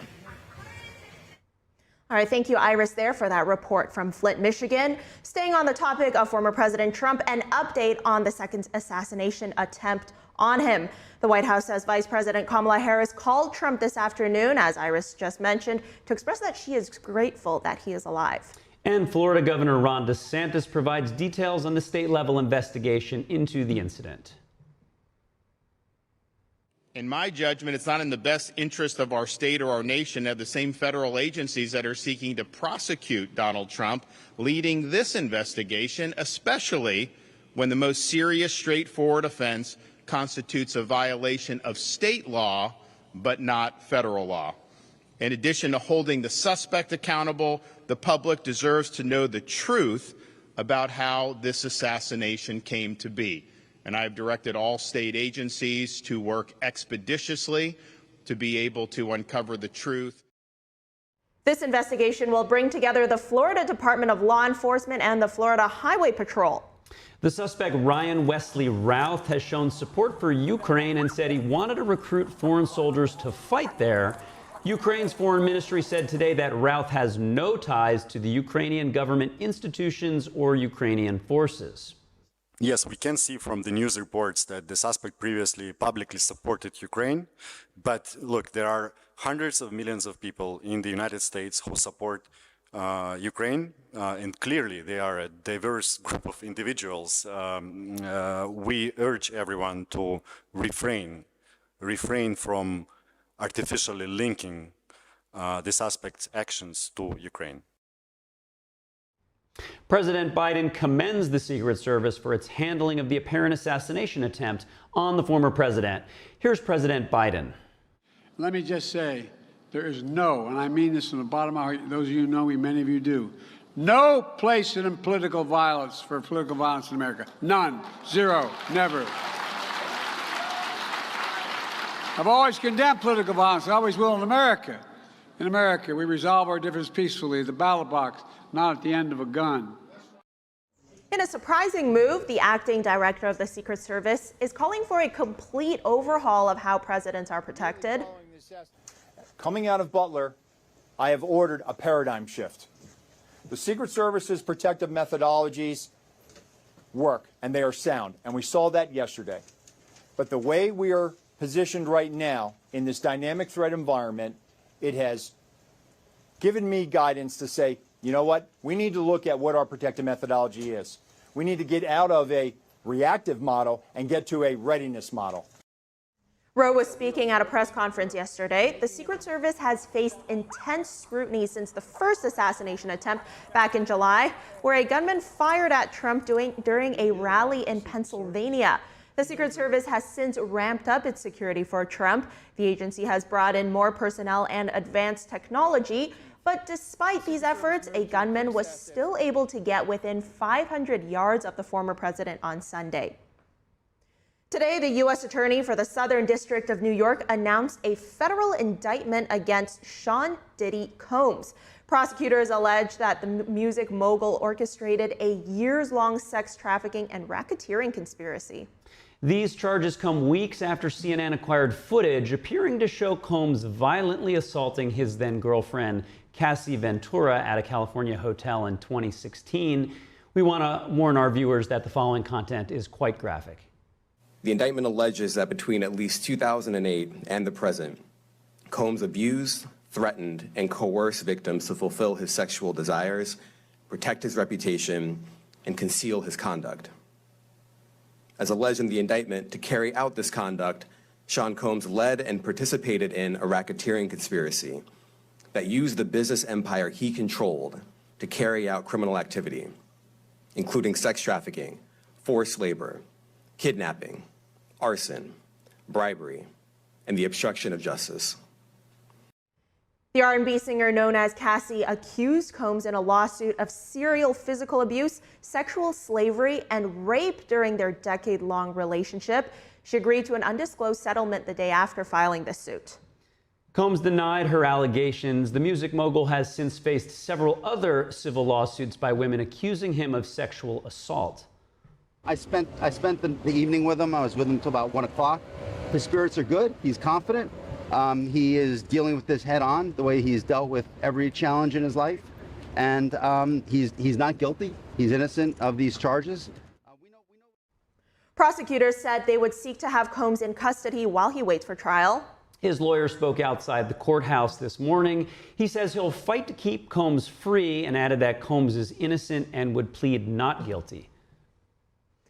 To discuss more about this topic, we have Peter Forcelli, former NYPD homicide detective. Peter, it's good to see you. The latest breaking news we have now is that Diddy has pleaded not guilty. Break that down for us and his charges.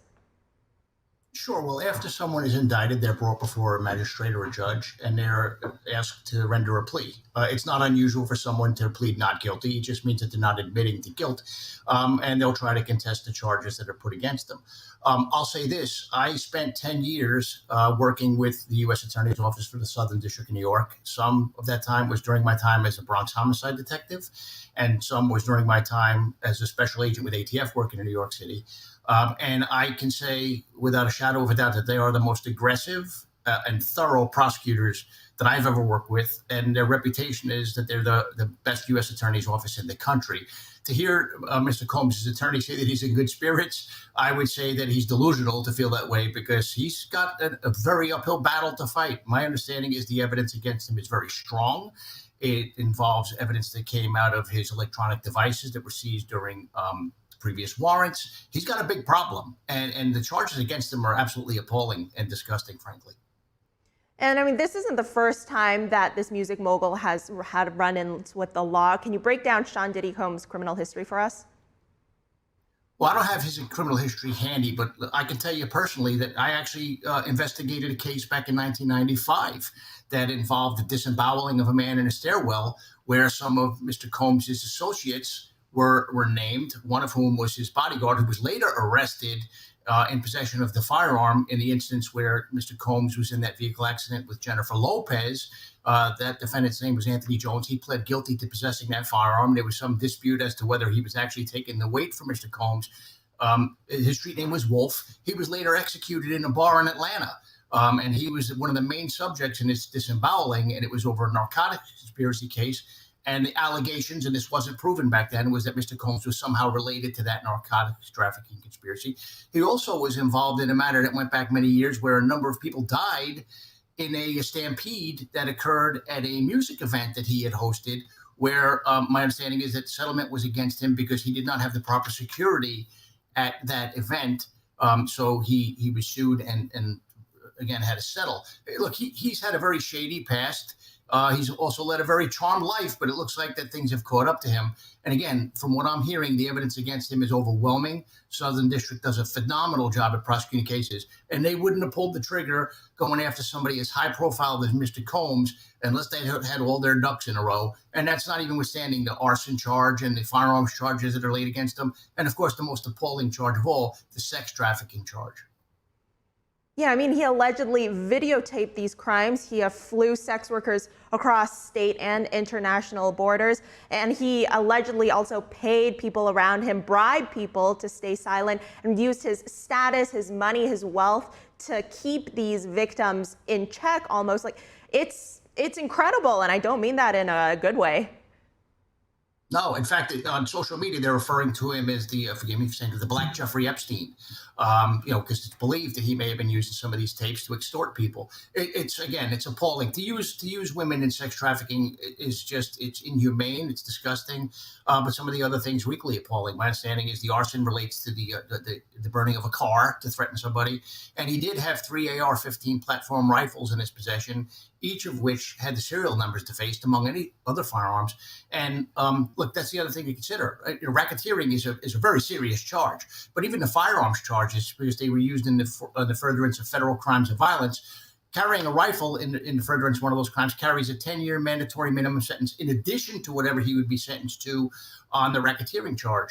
And they can be stacked. So if in 4 different instances, for example, he used a rifle in the furtherance of a federal crime of violence and brandished it, then he would be looking at 40 years, because again, they would stack those charges, 40 years in addition to whatever he would be sentenced to on the racketeering case. I had one defendant who we charged, name was Peter Rolock, again, somehow related to the rap industry. Back in 1997, he was sentenced to life plus 105 years in solitary in prison. That 105 years was strictly for the federal firearms violations. So again, I don't know why Diddy's in good spirits. I certainly wouldn't be if I was in his shoes, especially knowing how effective the U.S. Attorney's Office for the Southern District of New York is in doing their job. They're among the best on the planet.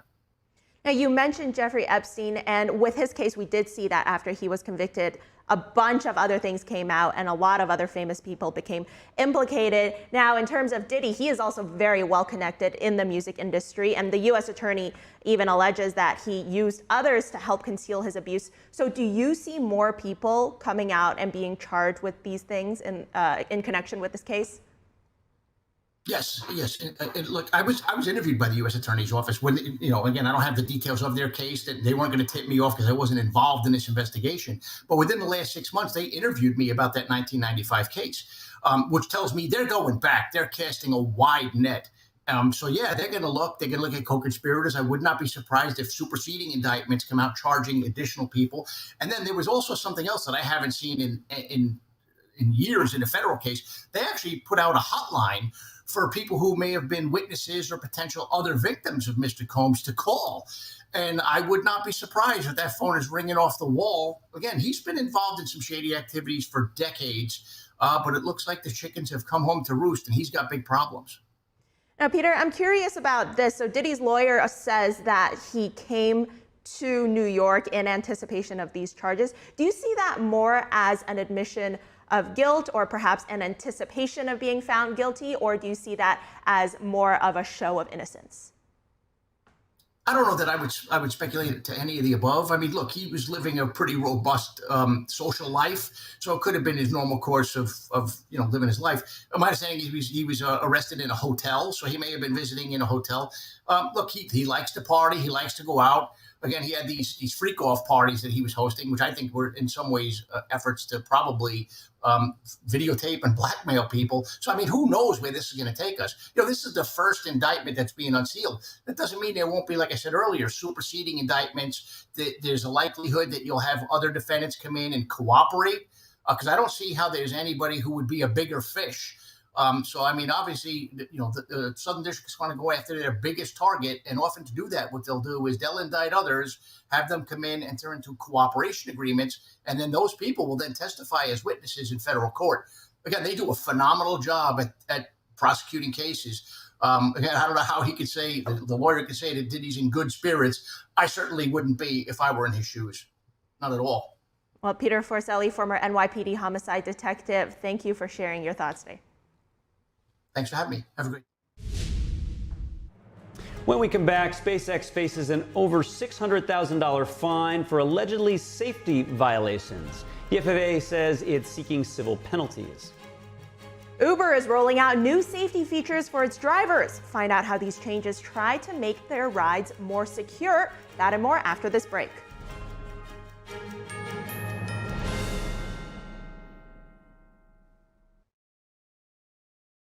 Just a problem solution, one product company. Well, since then, with the help of my dedicated employees, we now have hundreds of products, some you might not even know about. To get the word out, we're having a $25 extravaganza. 2-pack multi-use My Pillows, $25. My Pillow sandals, $25. And for the first time ever, our 6-pack towel sets, you guessed it, just $25. Our brand new 4-pack dish towels, $25. And I've never done this before.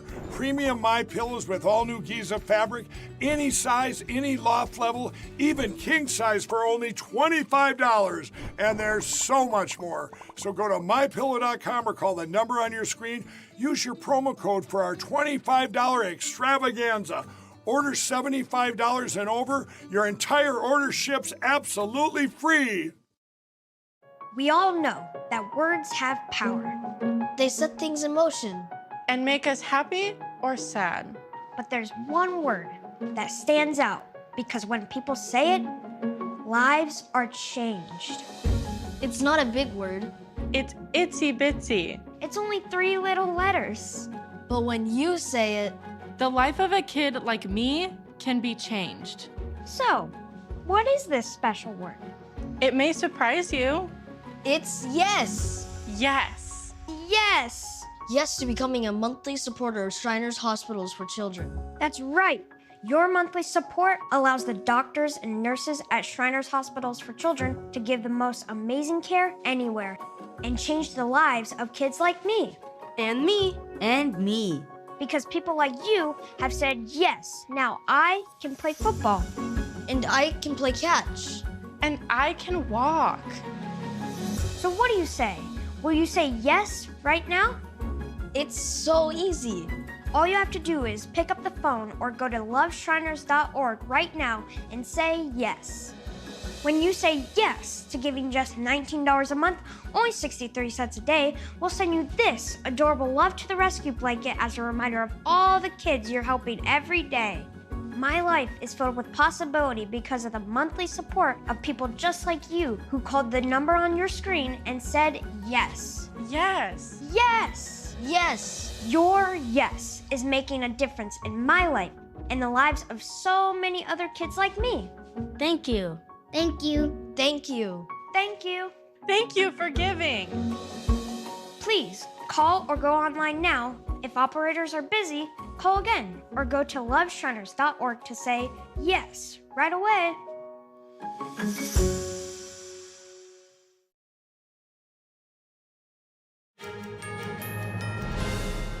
Thanks for staying with us. In the Middle East, Lebanon's Hezbollah are reporting explosions of handheld communication devices all across the country. The country's health ministry said at least 9 people were killed and more than 2,700 people were wounded. Some viewers might find this following footage disturbing. This appeared to be a sophisticated remote attack. Hezbollah said several hundred members of its terrorist group were wounded when their pagers exploded. Iran's ambassador was also among the wounded. This happened in Beirut's suburbs and other parts of Lebanon. The health ministry called on the public to stop using handheld devices. They said large numbers of people are arriving at hospitals.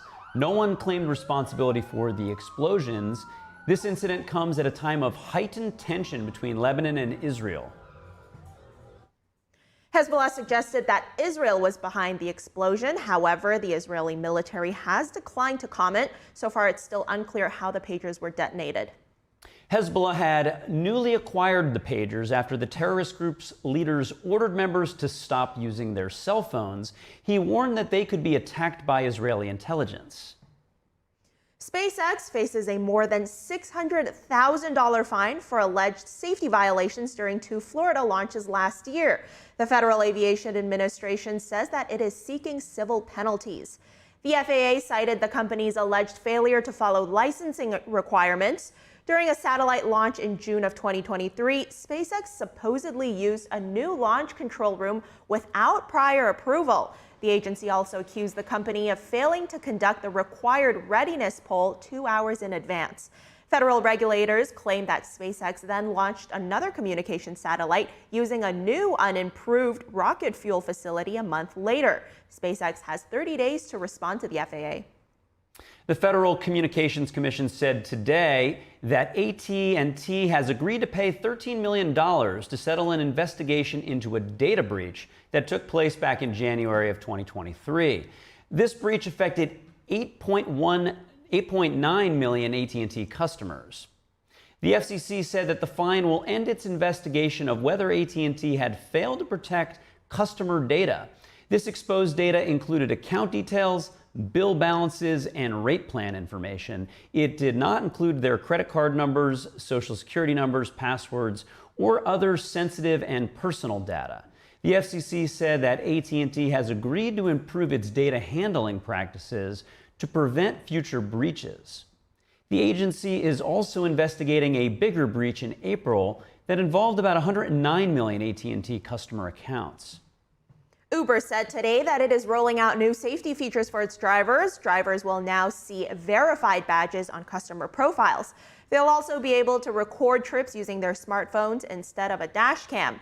These changes come after a safety report by Uber found that 68% of sexual assault incidents were reported against drivers.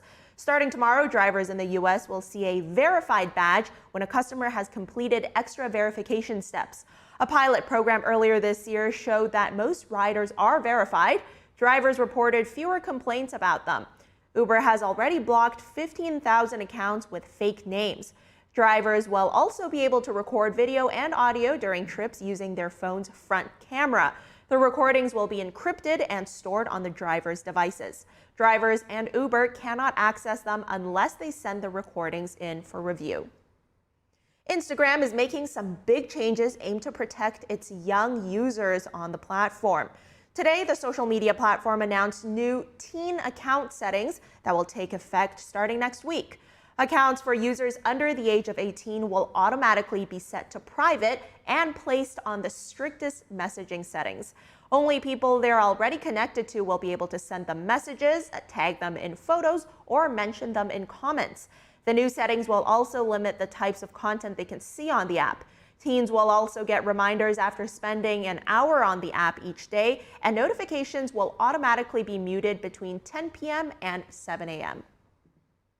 The changes come nearly 3 years after Instagram's parent company Meta first came under fire over the risks of its social media platforms for young users. Pressure ramped up again last year when a whistleblower claimed Meta's top executives ignored warnings about those dangers for years.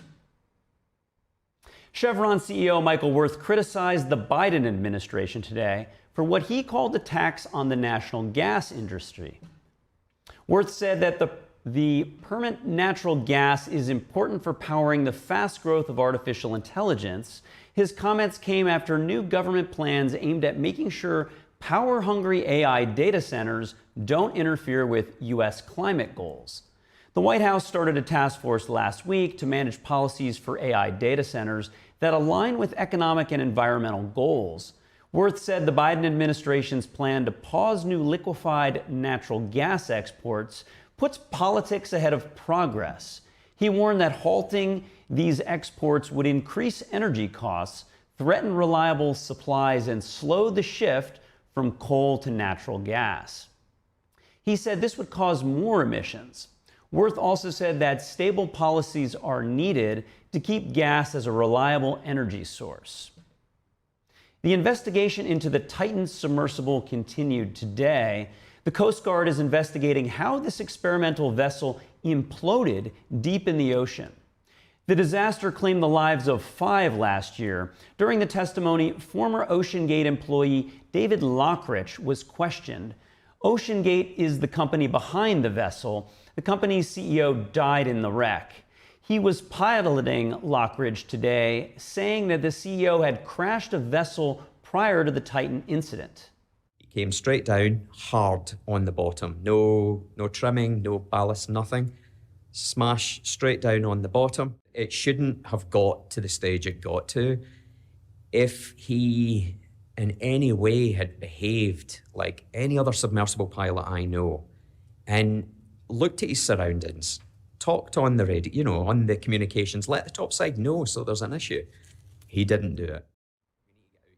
David Lockridge testified Tuesday that he frequently clashed with the company's CEO, Stockton Rush. Lockridge said the company was only interested in making money. He labeled the Titan vessel unsafe before its fatal voyage in June last year.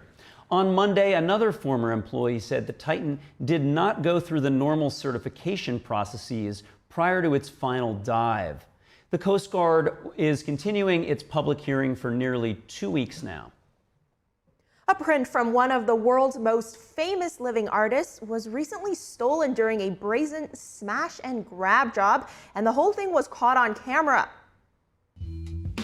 A beloved Banksy balloon print boosted by burglars is back where it belongs. That's according to the UK's Grove Gallery, which recently shared surveillance video of a burglar breaking in and swiping a $360,000 print of artist Banksy's iconic Girl with Balloon.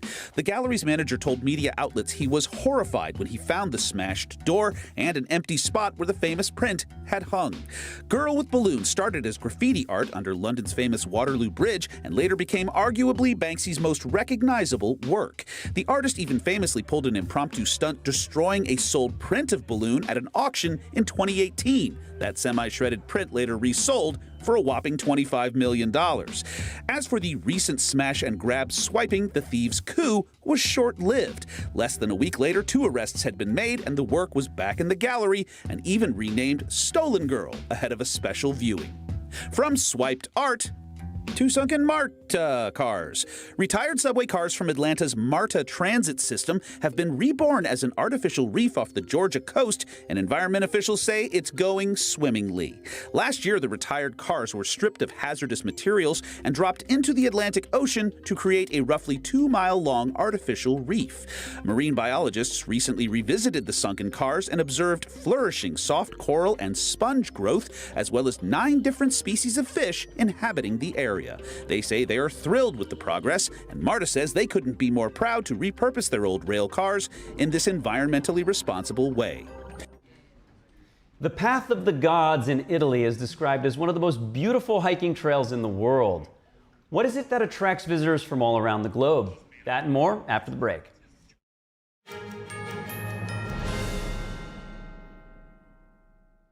If you're watching this,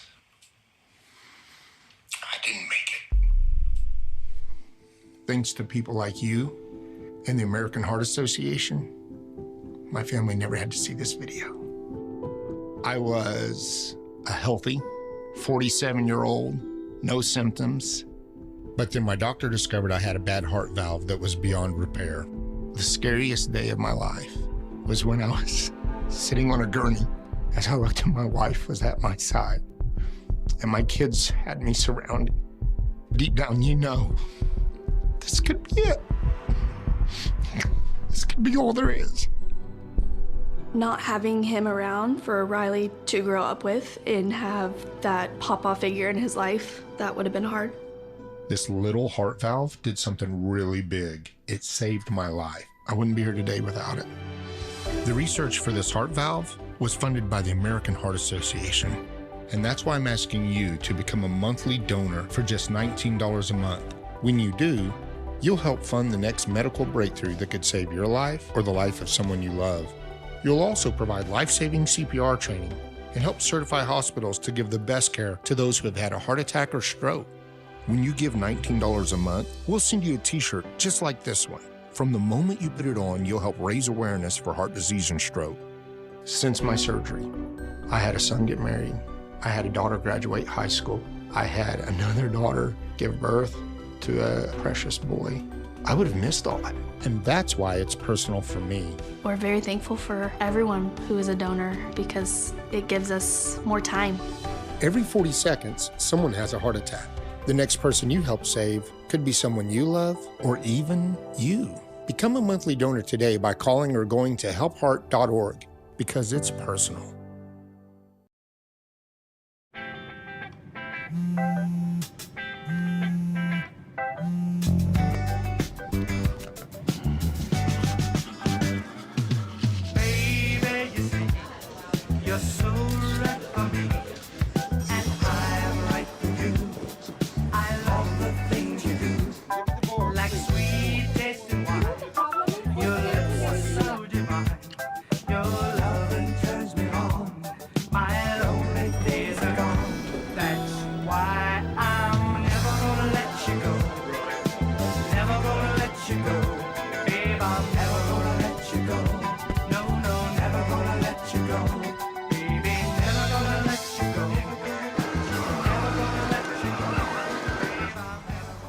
Here you go.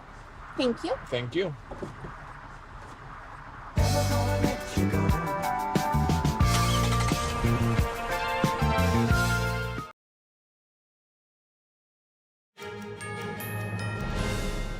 Well, Welcome back to Newsroom. Fighting in Europe continues. Ukraine is trying to punch another hole through Russia's border.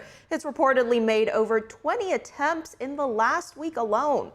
That as Facebook and Instagram completely ban a Russian state media outlet. NTD's international correspondent Arian Pazdar has the Russia update. On Tuesday, Russia said it repelled 5 new attempts by Ukraine to pierce through the Russian border. Ukraine has now reportedly carried out 26 incursion attempts in less than a week. It first entered the Kursk region in August. Last week, Russia began a counteroffensive in the area. Over in Ukraine, authorities say Russia attacked energy infrastructure in the city of Sumy. The strikes allegedly caused a fire at a power substation. This cut energy to almost 300,000 people. Electricity was partially restored later. And in the US, Meta, the parent company of Facebook and Instagram, is banning Russian state media RT. Now this comes after the US government alleged that RT engages in covert influence activities around the globe. And this includes aiming to influence the US presidential election. Meta had already limited how RT could run ads on the platform and reduce the reach of RT's post. Now Meta says that after careful consideration, we expanded our ongoing enforcement. A spokesperson for the Kremlin was asked about the ban. Very, very negative. This is an undisguised discrediting of Meta. So Meta discredits itself with these actions. Meta says enforcement of the ban is going to roll out over the coming days. Arian Pazdar, NTD News. Britain's Home Secretary Yvette Cooper has announced nearly $100 million in funding to crack down on human smugglers. She said the cash injection aims to deliver new technology and improve the capabilities of the UK's Border Security Command. This comes after more than 1,000 migrants arrived in the UK over this past weekend, and after 8 men died while trying to make the journey from France to England on Saturday. Cooper said criminal gangs are undermining the UK's border security and putting lives at risk. Hidden cameras and monitoring technology will be part of this new package. The UK's Home Office has said this aims to speed up investigations and increase the likelihood of successful prosecutions. Additionally, the National Crime Agency will see an extra 100 specialist investigators. On the streets of Mexico City, community activists are taking action to protect their neighborhood trees. The Tree Army sets out to destroy concrete covering tree roots with sledgehammers. This is to protect and improve Mexico City's urban forest. Activists armed with sledgehammers are freeing an ash tree from the layer of concrete smothering its roots. They are members of the Tree Army, and their mission is to protect and improve Mexico City's urban forest. In all cultures, you can see the importance of trees, what they mean. They have to do with wisdom. The oldest living beings are trees. That is the reality. We are here to learn from them, and they are here to give us well-being. Trees are essential assets in cities. They take up water and help prevent flooding amid intense rainfall events. The trees filter the rainwater, which prevents flooding. A single tree can automatically reduce the temperature by 3 degrees. While you are in a spot with no shade, a tree that is producing shade can gradually reduce the temperature. Arturo Hernandez, founder of the Tree Army, has developed a following over years of tackling the city's problems in humorous online posts. He launched the Tree Army in response to growing complaints from his followers about vandalized trees in their neighborhoods. When you put concrete on the base of the tree where the earth is, you are preventing the tree from retaining water. But it also affects the tree by stressing it.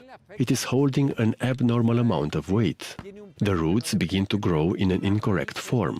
They begin to look for water from underneath, resulting in the tree being unstable. Not everyone supports the Tree Army's work. Hernandez says he has been chased and threatened, although he always tries to approach a negative encounter with humor. A partial lunar eclipse and supermoon will appear in clear skies across North and South America tonight.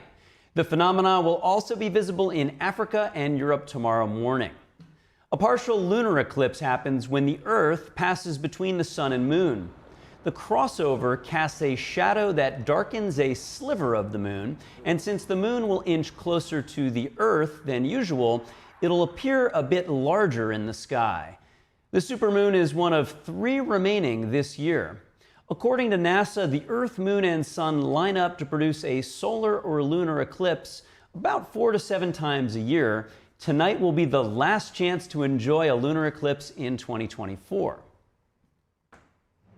Coming up, former President Trump announces a new cryptocurrency venture, World Liberty Financial.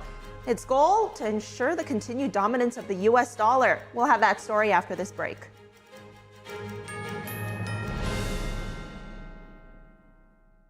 Come to the Mathis Design Studio, the premier destination for designer furniture. See the latest trends from top brands with heirloom quality pieces for every room in your house. Whether you're redecorating a single room or furnishing an entire home, we have the styles you'll love. Plus, enjoy fast, complimentary delivery. Visit us now for exclusive discounts and let us help make your dream home a reality for less than you ever imagined at the Mathis Design Studio. As we naturally age, many people are getting zero amount of this incredible and unique substance. That's when we start seeing an impact in our joints, skin, nails, and even our digestion. People ask me, Dr. X, what is the #1 supplement I should be taking? My answer is multi-collagen protein. People's reactions to me, people were like, what are you doing? What is going on? You look amazing. You have a glow about you. What makes Ancient Nutrition Multi-Collagen stand out from other brands? 10 types of collagen. It's grass-fed, pasture-raised with vitamin C and probiotics. It's proven to reduce joint discomfort rapidly, continuously, and persistently. It improves the appearance of crow's feet after 4 weeks and improves skin tone after 8 weeks.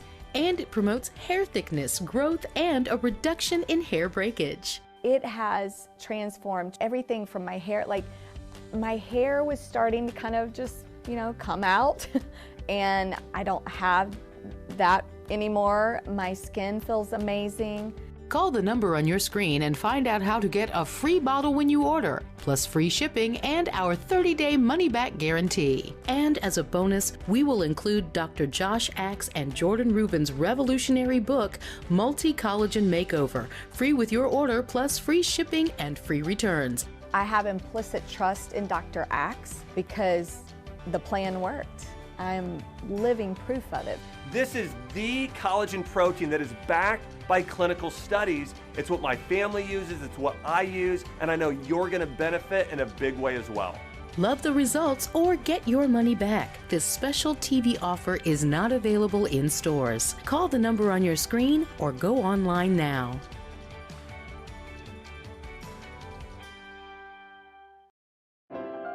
The 7th NTD International Piano Competition will take place at the Kaufman Music Center in New York City. Pianists from around the world will come together to revive the great piano masterpieces. Join us on this uplifting journey. The semifinals, finals, and the winner's concert will be open to audiences and live streamed from October 17th to the 19th. Get tickets now at 212-501-3330. Welcome to NTD Newsroom. I'm Fiona G. And I'm Carrie Dunst. The U.S. Attorney for the Southern District of New York announces a federal indictment against Sean Diddy Combs. Prosecutors allege that the music mogul orchestrated a long-time sex trafficking and racketeering conspiracy. At least 9 people killed and thousands wounded when handheld pagers exploded almost simultaneously across Lebanon. Multiple members of the Hezbollah terrorist group were killed. Florida's Governor Ron DeSantis directs state agencies to get to the bottom of the potential assassination attempt on former President Trump. What Governor DeSantis says about the investigation. Former President Trump announces a new cryptocurrency venture, World Liberty Financial. Its goal to ensure the continued dominance of the U.S. dollar. The Fed has one more key piece of economic data to review ahead of tomorrow's much-anticipated rate announcement. The latest report on U.S. retail sales has been released. Those numbers could be boosted by a big sales event in 2 weeks. Mark your calendars, Amazon is already in the holiday spirit, announcing another Prime Day.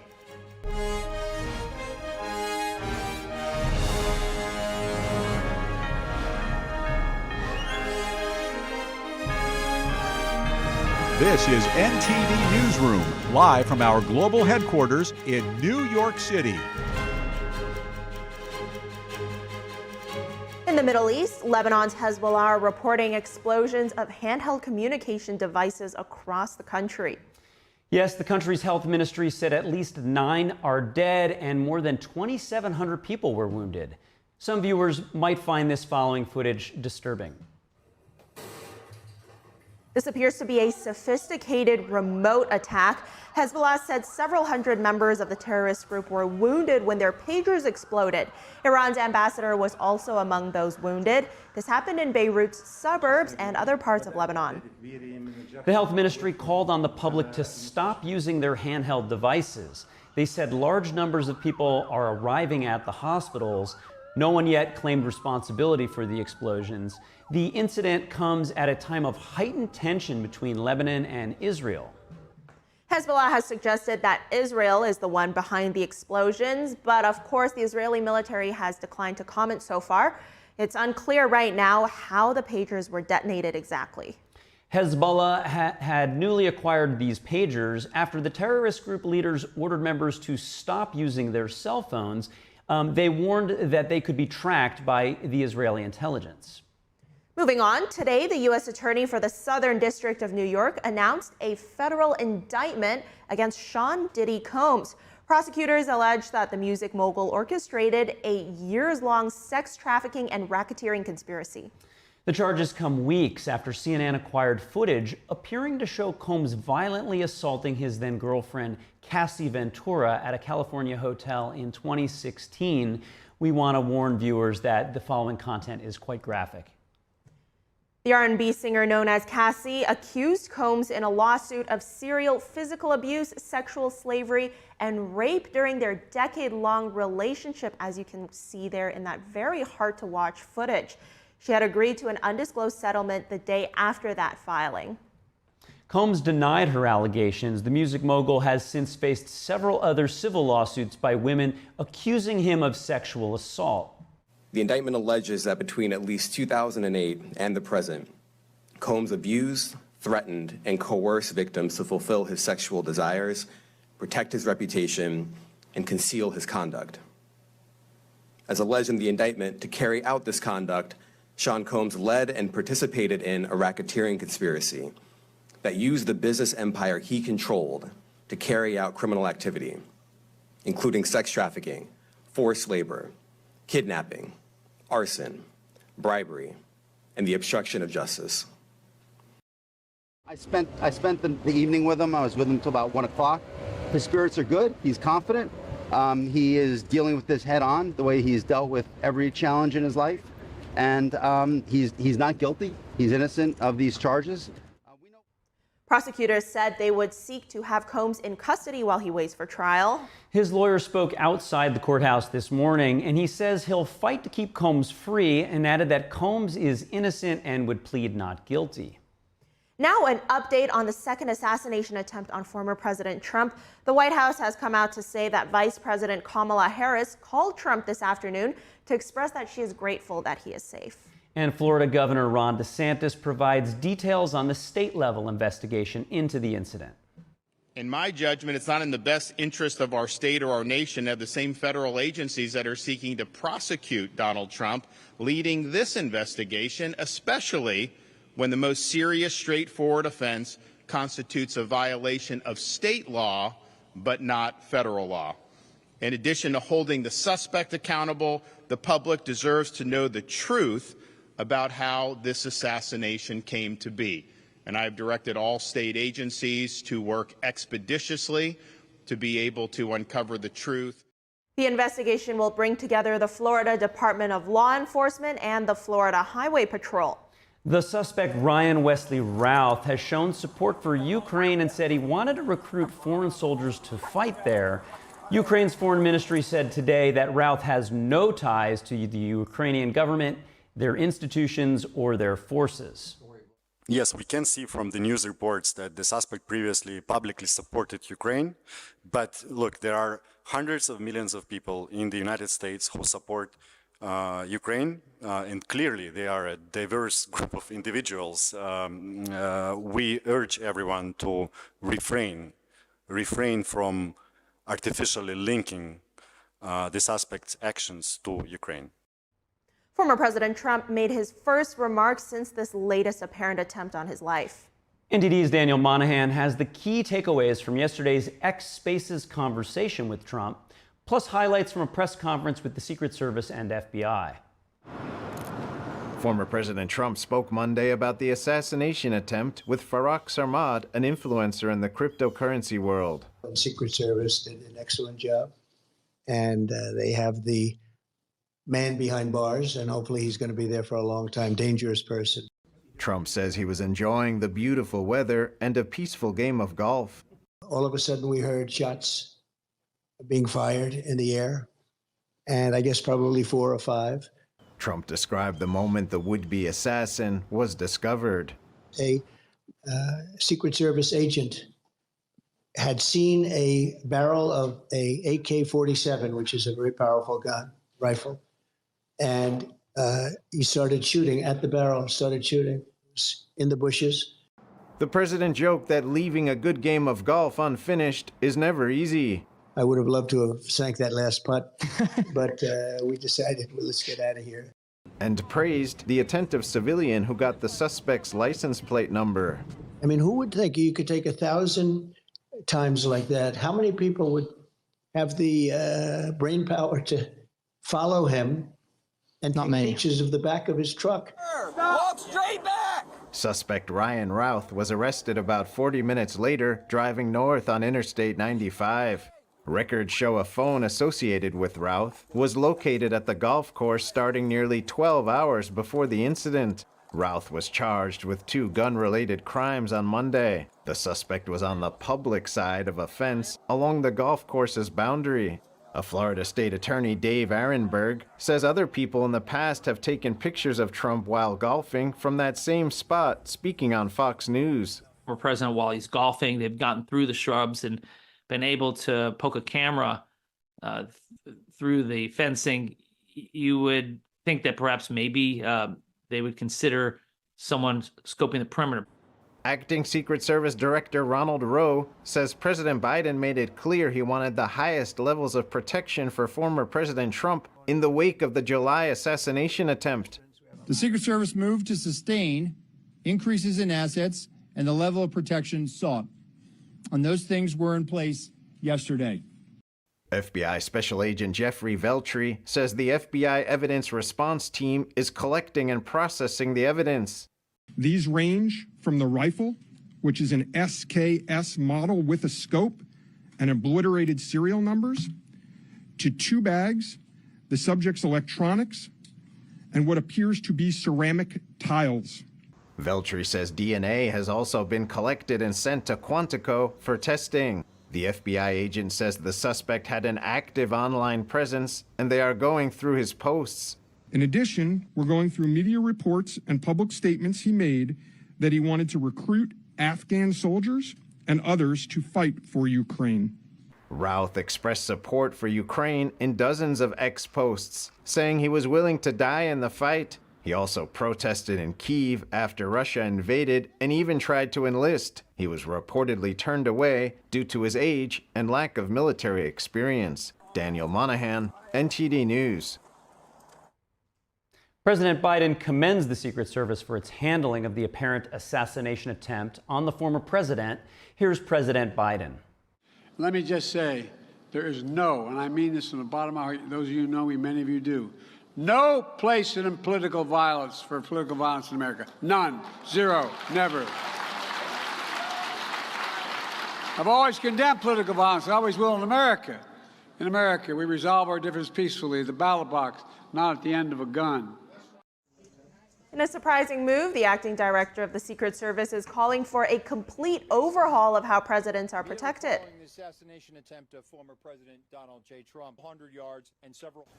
Coming out of Butler, I have ordered a paradigm shift. The Secret Service's protective methodologies work, and they are sound, and we saw that yesterday. But the way we are positioned right now in this dynamic threat environment, it has given me guidance to say, you know what, we need to look at what our protective methodology is.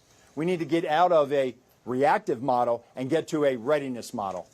Was speaking at a press conference yesterday. The Secret Service has faced intense scrutiny since the first assassination attempt in July, where a gunman fired at Trump during a rally in Pennsylvania.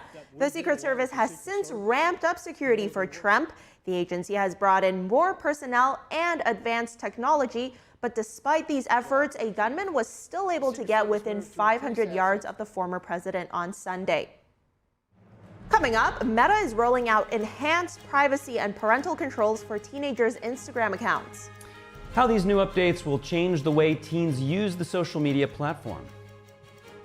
2 summer launches may have landed SpaceX in hot water. The FAA has announced proposed fines totaling more than $600,000. That and more after this short break.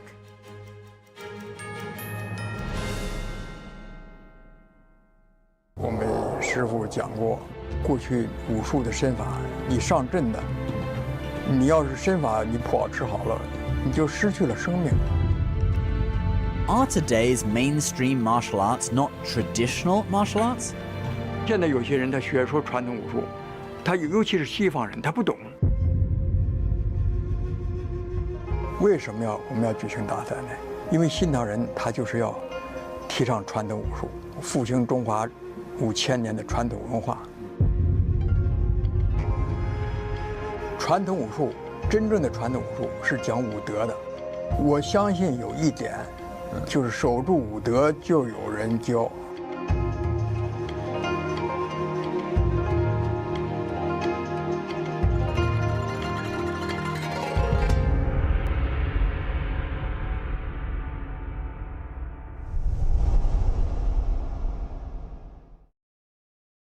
We design Native Path products to restore essential nutrients missing from the modern diet. This is what being on the path is all about. We're more than a health and wellness brand, we're a community. The Kindness is Cool Video Awards are back for their 2nd year. Record and nominate acts of kindness, both big and small, from individuals, families, and communities. Submit your videos on ganjingworld.com with the hashtag #KindnessIsCool. Win a $10,000 grand prize and be featured on a New York Times Square billboard. Visit ganjingworld.com and start sharing today. Kindness is cool.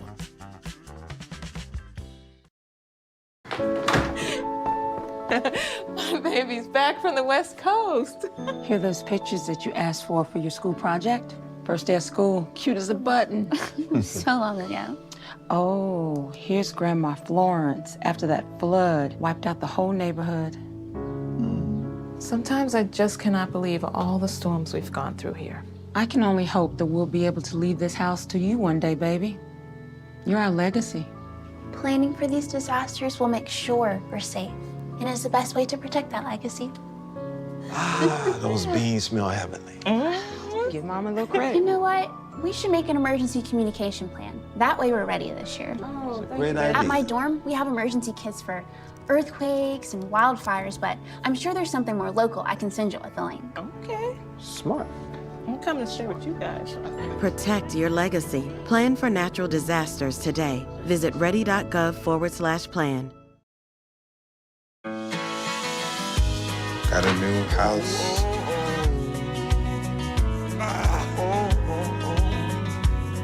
I think I finally found a place that I call home.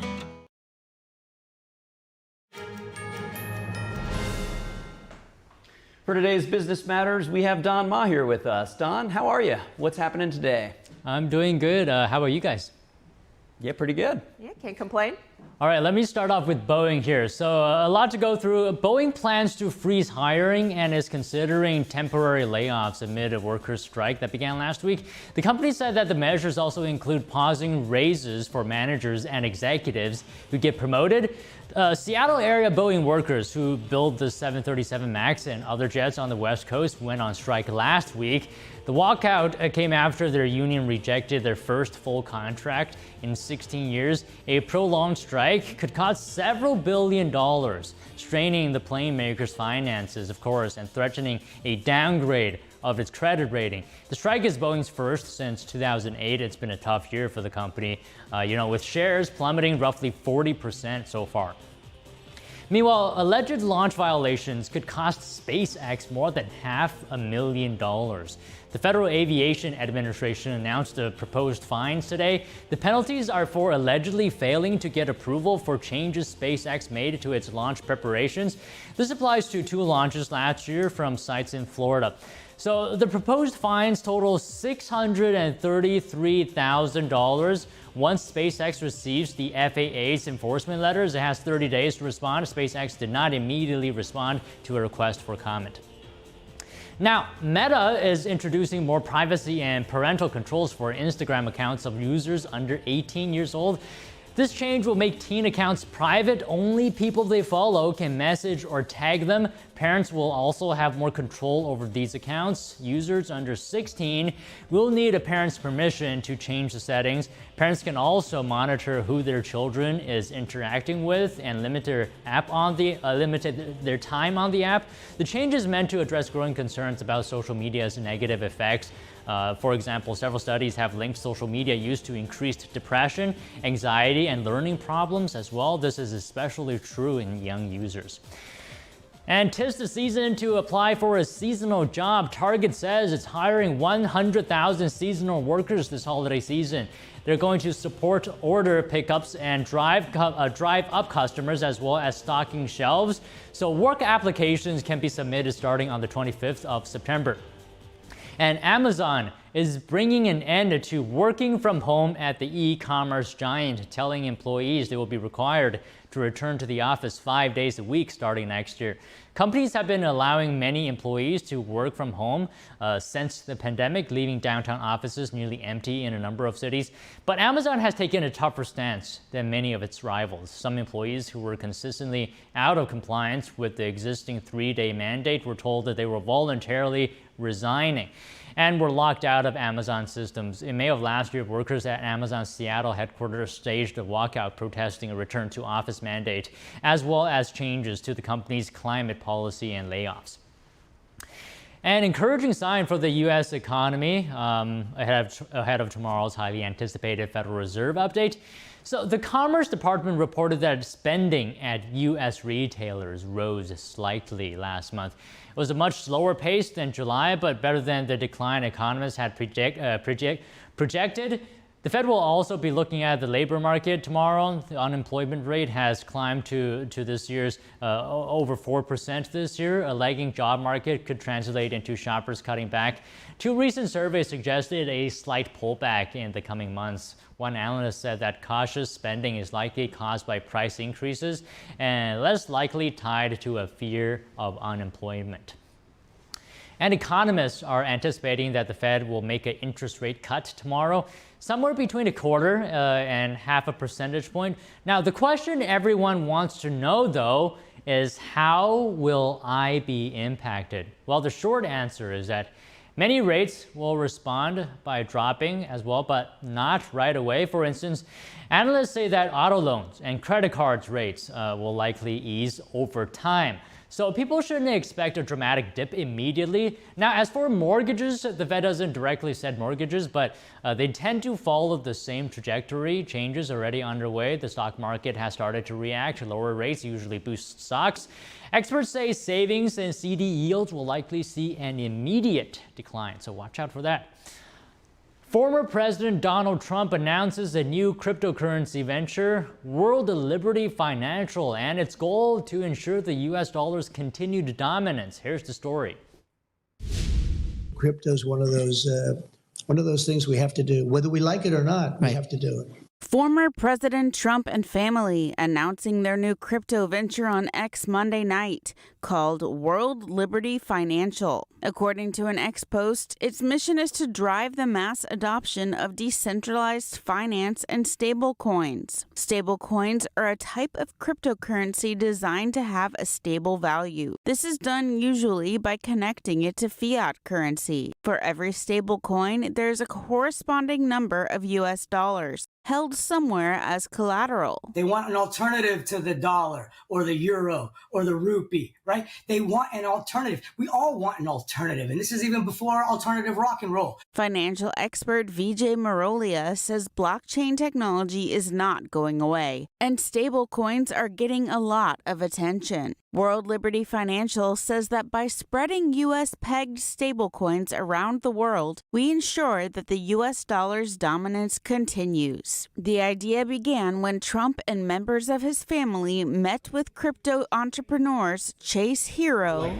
If you're not going through problems, you're not pushing it hard enough. And Zach Folkman. When you want to be like the alpha lion amongst other alpha lions, you really need to step your game. Shown here on their YouTube channel called The Watchers, they've been working with the Trumps for 9 months. The FTC case to block the merger of Kroger and Albertsons supermarket chains has reached closing statements. So this is just one of 3 lawsuits launched against a $20 billion deal. Colorado and Washington State have also sued to block the merger. The grocery store chain argues that they're trying to stay competitive with rivals like Walmart, Amazon, and Costco. The FTC case has centered around defining the scope of market competition and narrowing the definition of supermarkets. The Washington State lawsuit alleges that a merger would cost shoppers hundreds of millions of dollars. Kroger and Albertsons say that the merger would help them to lower prices.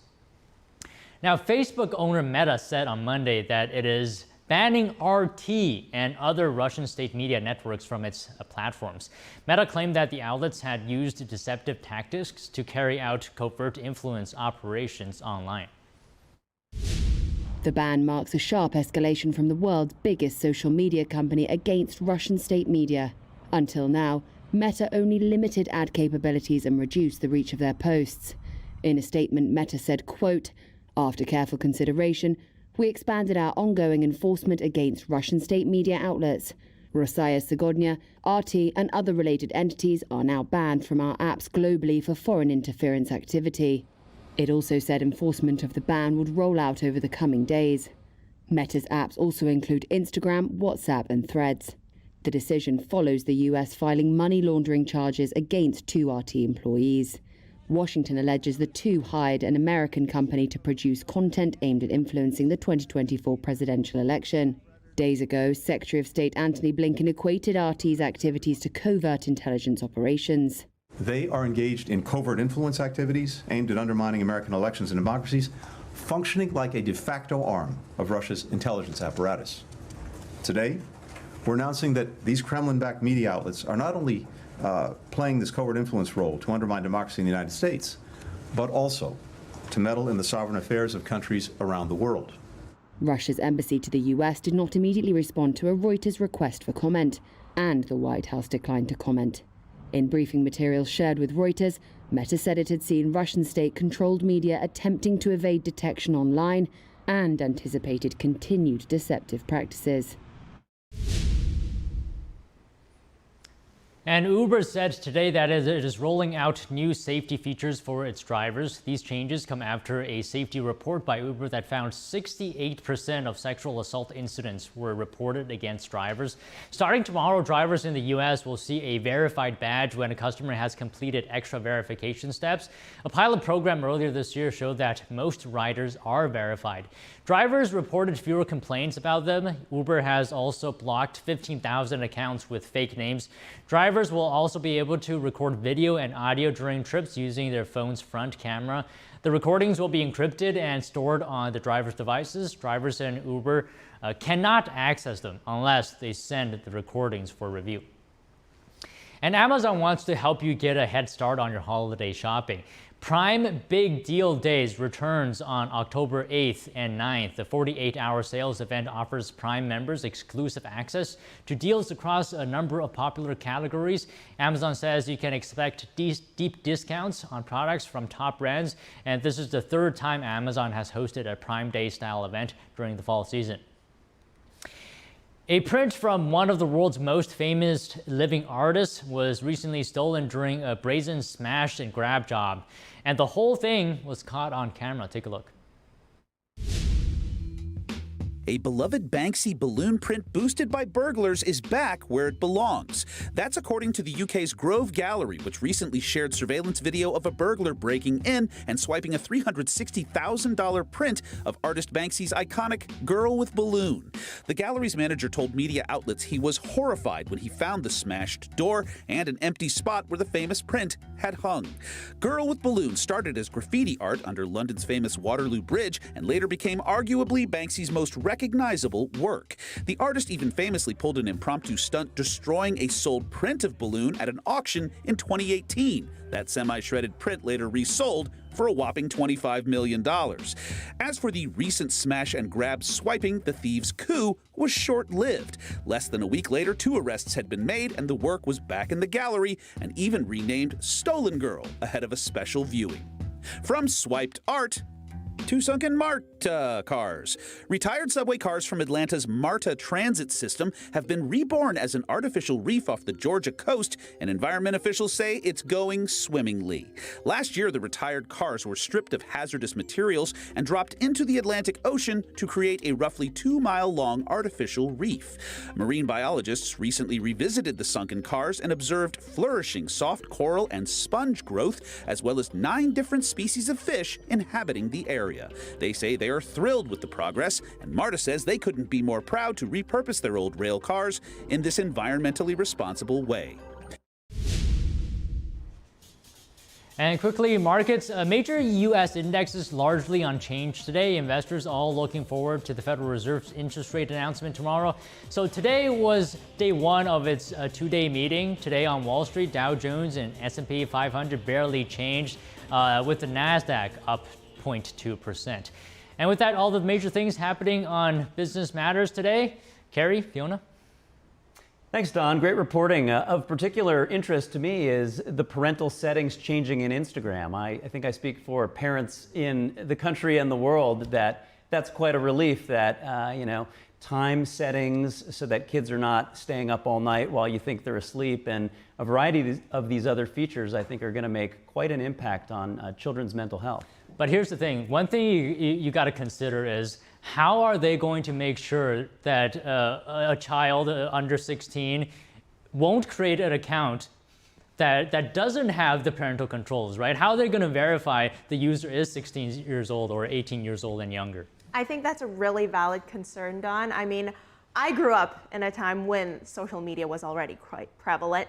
And all my friends, it was the norm to, if you weren't old enough to create an account, you just put in a fake birthday. That was the only safeguard in place to ensure that kids on there were of the correct age, and you just put in a fake birthday and you're on. So I think it is a question here of how to enforce it. But at the same time, there's also, this balancing act between, personal freedoms, these freedoms to do these things, but also keeping kids safe. So at the end of the day, I think the parent's role in a children's life is still very important in this aspect. Yeah, definitely. I mean, we're all talking about how social media collects your data. So are we going to have to give them our personal IDs just to verify our own age? I mean, that's a question we have to ask as well. Well, I guess progress, not perfection, but, my kids' devices sleep on the kitchen counter, and like anything, it's a dialogue between parents and children, but glad to see that they're taking steps to improve what's clearly a mental health crisis. Yep. Amidst political divisions, can Americans stay united? Trump's NTD's Sam Wong was at the D.C. National Mall to hear people's thoughts. That and more after the break.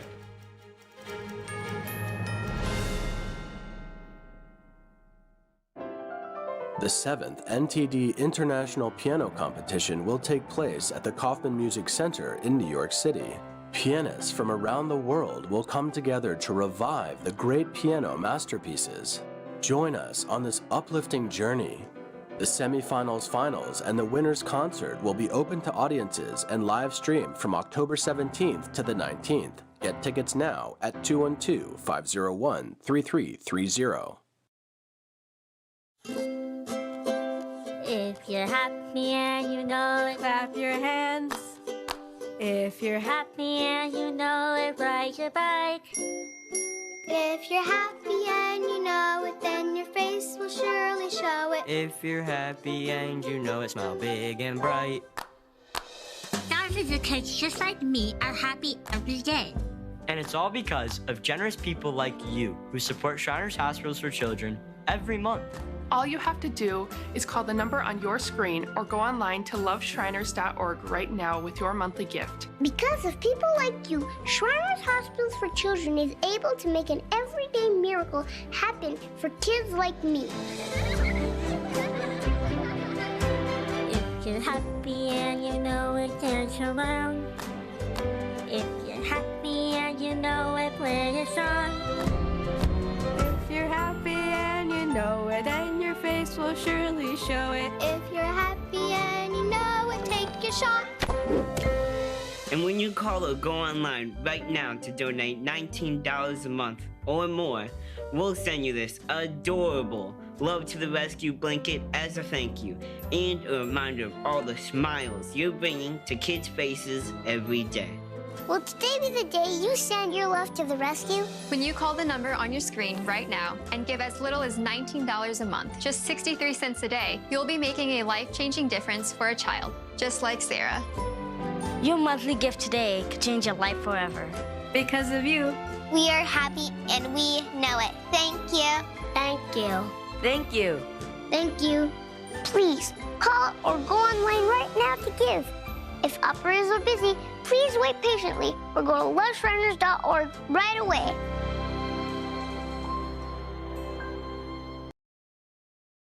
I debate all day. It's what I do.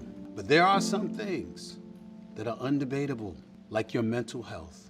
I was in a dark place when my brother passed away in a car accident. I was depressed in ways I never imagined. I reached out, and my sisters came, my pastor, my therapist. They helped me get through it. I found that the more I spoke up, the healthier my mind became. When you love your mind, you can go so much further. Find mental health resources at loveyourmindtoday.org.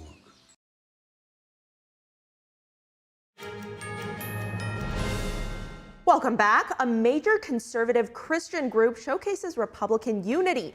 Georgia Governor Brian Kemp and Vice Presidential nominee J.D. Vance took the stage yesterday at the Faith and Freedom Coalition event. And he says, no, I was playing golf and the Secret Service found somebody who was trying to shoot me. And I say, oh, my Lord, sir, I'm so glad you're okay. I mean, are you doing okay? Are you not just physically okay, but everything's fine? He said, yeah, I'm doing fine. And this is just who Donald Trump is. He said, I'm a little mad because I was about to make a birdie putt on the 6th hole and they wouldn't let me finish. We should take this opportunity to call for a reduction in the ridiculous and inflammatory political rhetoric coming from too many corners of our politics. Look, we can disagree with one another, we can debate one another, but we cannot tell the American people that one candidate is a fascist, and if he's elected, it is going to be the end of American democracy. The goal of the event was to back former President Trump. Group leader Ralph Reed emphasized a united front ahead of Election Day. Reed says any former tensions between Trump and Kemp is water under the bridge. Governor Kemp urged the audience to send Donald Trump back to the White House. Vance in turn praised Kemp for his leadership. Vance also celebrated Trump's role in the 2022 Supreme Court ruling on abortion.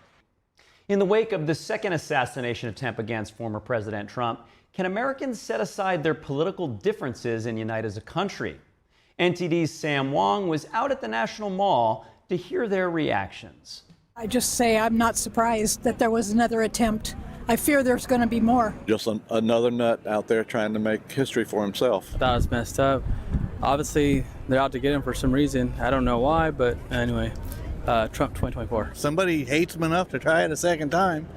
Kind of seems a little senseless, but, I guess people are weird. Political violence is the sure sign of the ruin of the country. You need to set aside animosity and animus and have a true marketplace of ideas. So right now we're seeing a lot of the political leaders in this country, including Democrats, coming out condemning the acts of violence yesterday.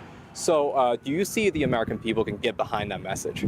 I sure hope they will. The difference between politics 50 years ago and politics now is that they had respect for each other, no matter what the party was.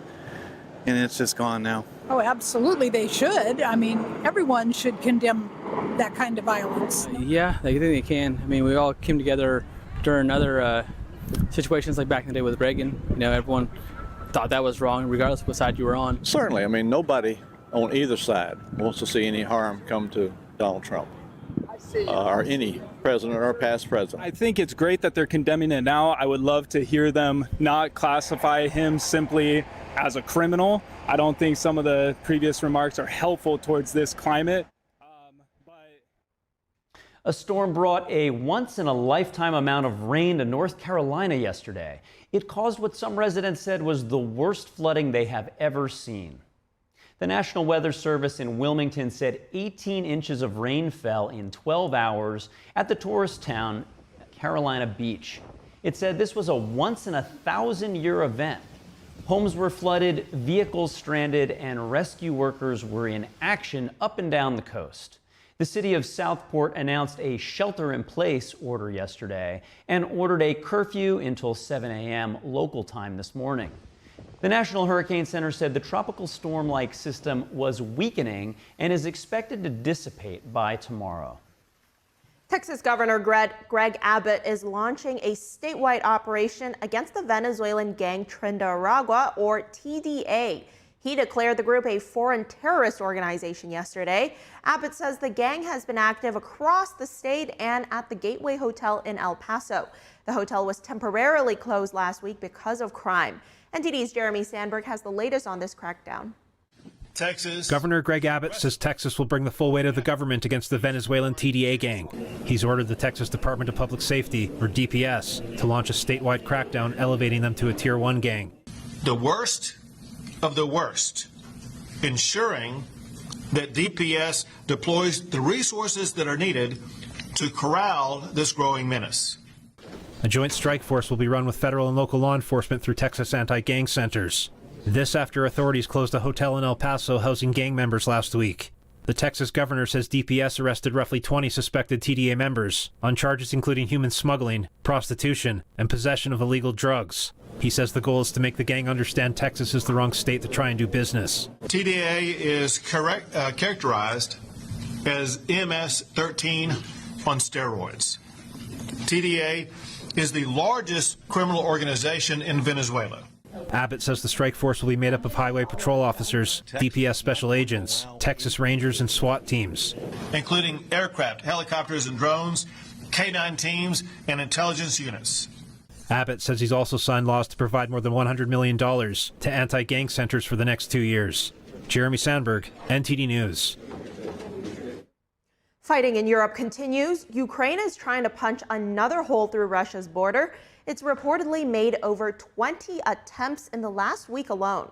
That as Facebook and Instagram completely ban a Russian state media outlet. NTD's international correspondent Arian Pazdar has the Russia update.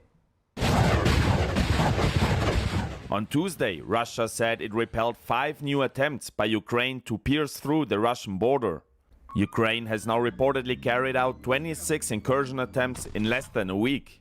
It first entered the Kursk region in August. Last week, Russia began a counteroffensive in the area. Over in Ukraine, authorities say Russia attacked energy infrastructure in the city of Sumy. The strikes allegedly caused a fire at a power substation.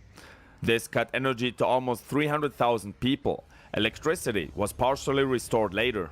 And in the US, Meta, the parent company of Facebook and Instagram, is banning Russian state media RT. Now this comes after the US government alleged that RT engages in covert influence activities around the globe.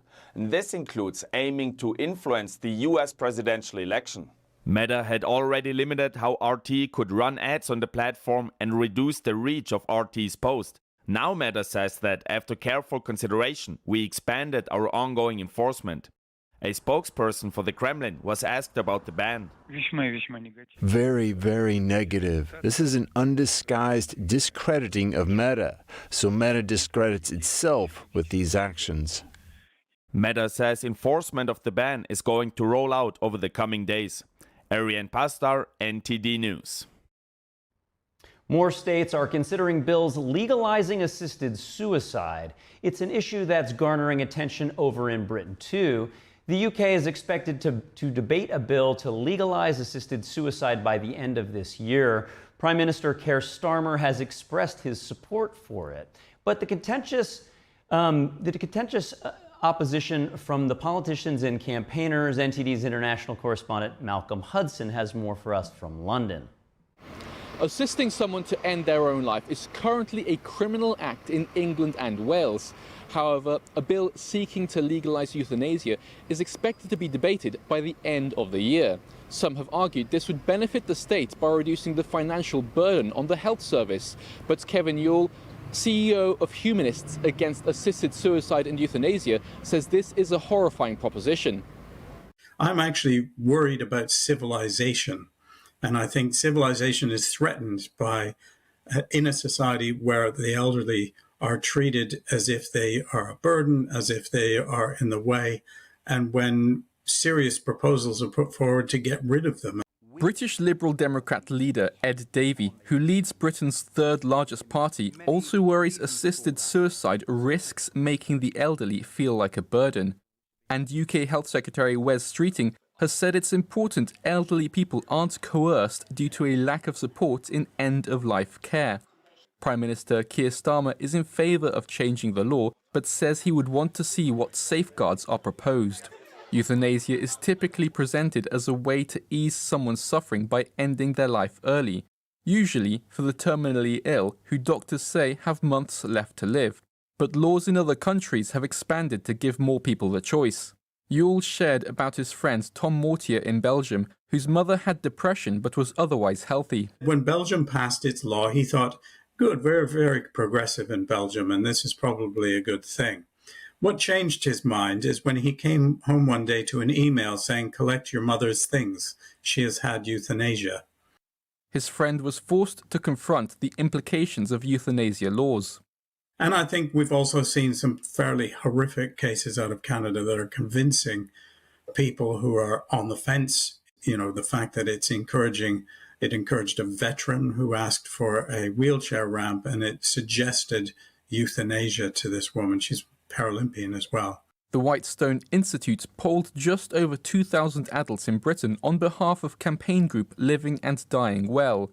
It found that over 4 in 10 people said legalizing assisted suicide could incentivize health professionals to encourage people to die to reduce pressures on the health service.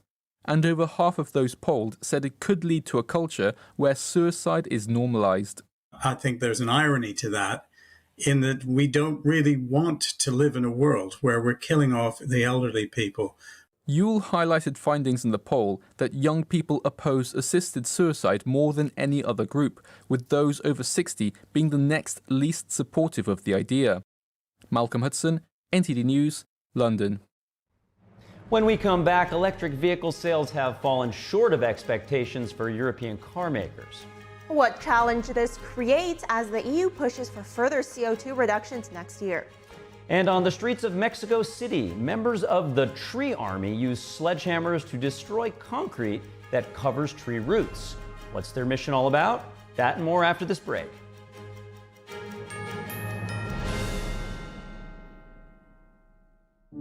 Hi, I'm Susan Lucci. I never thought about heart disease until I had my own heart event.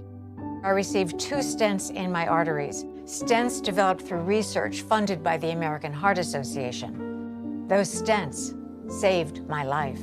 I have met so many survivors. Each of them tells a story that can be so helpful to women out there. Everything was pretty good. It was a very happy life. I was given the diagnosis that I had peripartum cardiomyopathy, which is basically a pregnancy-induced heart failure. They told me my only chance was a heart transplant. And the American Heart Association helped make that possible. Their research helped save me. I think everyone should support the American Heart Association. Call now or go to helpheart.org. For only $19 a month, just 63 cents a day, you can help fund the next medical breakthrough. Get the next person trained in CPR, the next hospital certified in high-quality cardiovascular care. You can be part of that very important work that the American Heart Association is doing to save lives everywhere. Give $19 a month with your credit card, and we'll send you this special t-shirt that you can wear to show that you are helping save lives. I'm grateful for just every day that I get with my children. I am very thankful for the American Heart Association. Heart disease is America's #1 killer, and your support now can help save your life or the life of someone you love. Listen to your heart. The only reason I'm here today is because I did. So please call the number on your screen or go to helpheart.org now. Join me as a monthly donor today and help save even more lives. When I drink it, the first thing was I feel the warmth in my tummy. It's kind of like gently radiating out, a kind of a very comforting warmth. And it was really good, actually. I felt much better. I did feel actually an effect, and I find that it is actually better when I take it regularly. It's actually steamed and dried 9 times, and so it's really, the essence is really extracted. Then the second time I tried it really like on an empty stomach and just 2 teaspoons of it, and over a few times. And wow, that was a big difference, because suddenly I could feel, wow, I was very good energized. I didn't have to eat. I could work outside in the garden for a couple of hours, and I still felt very well. And I was impressed by that. So I think it's a good product.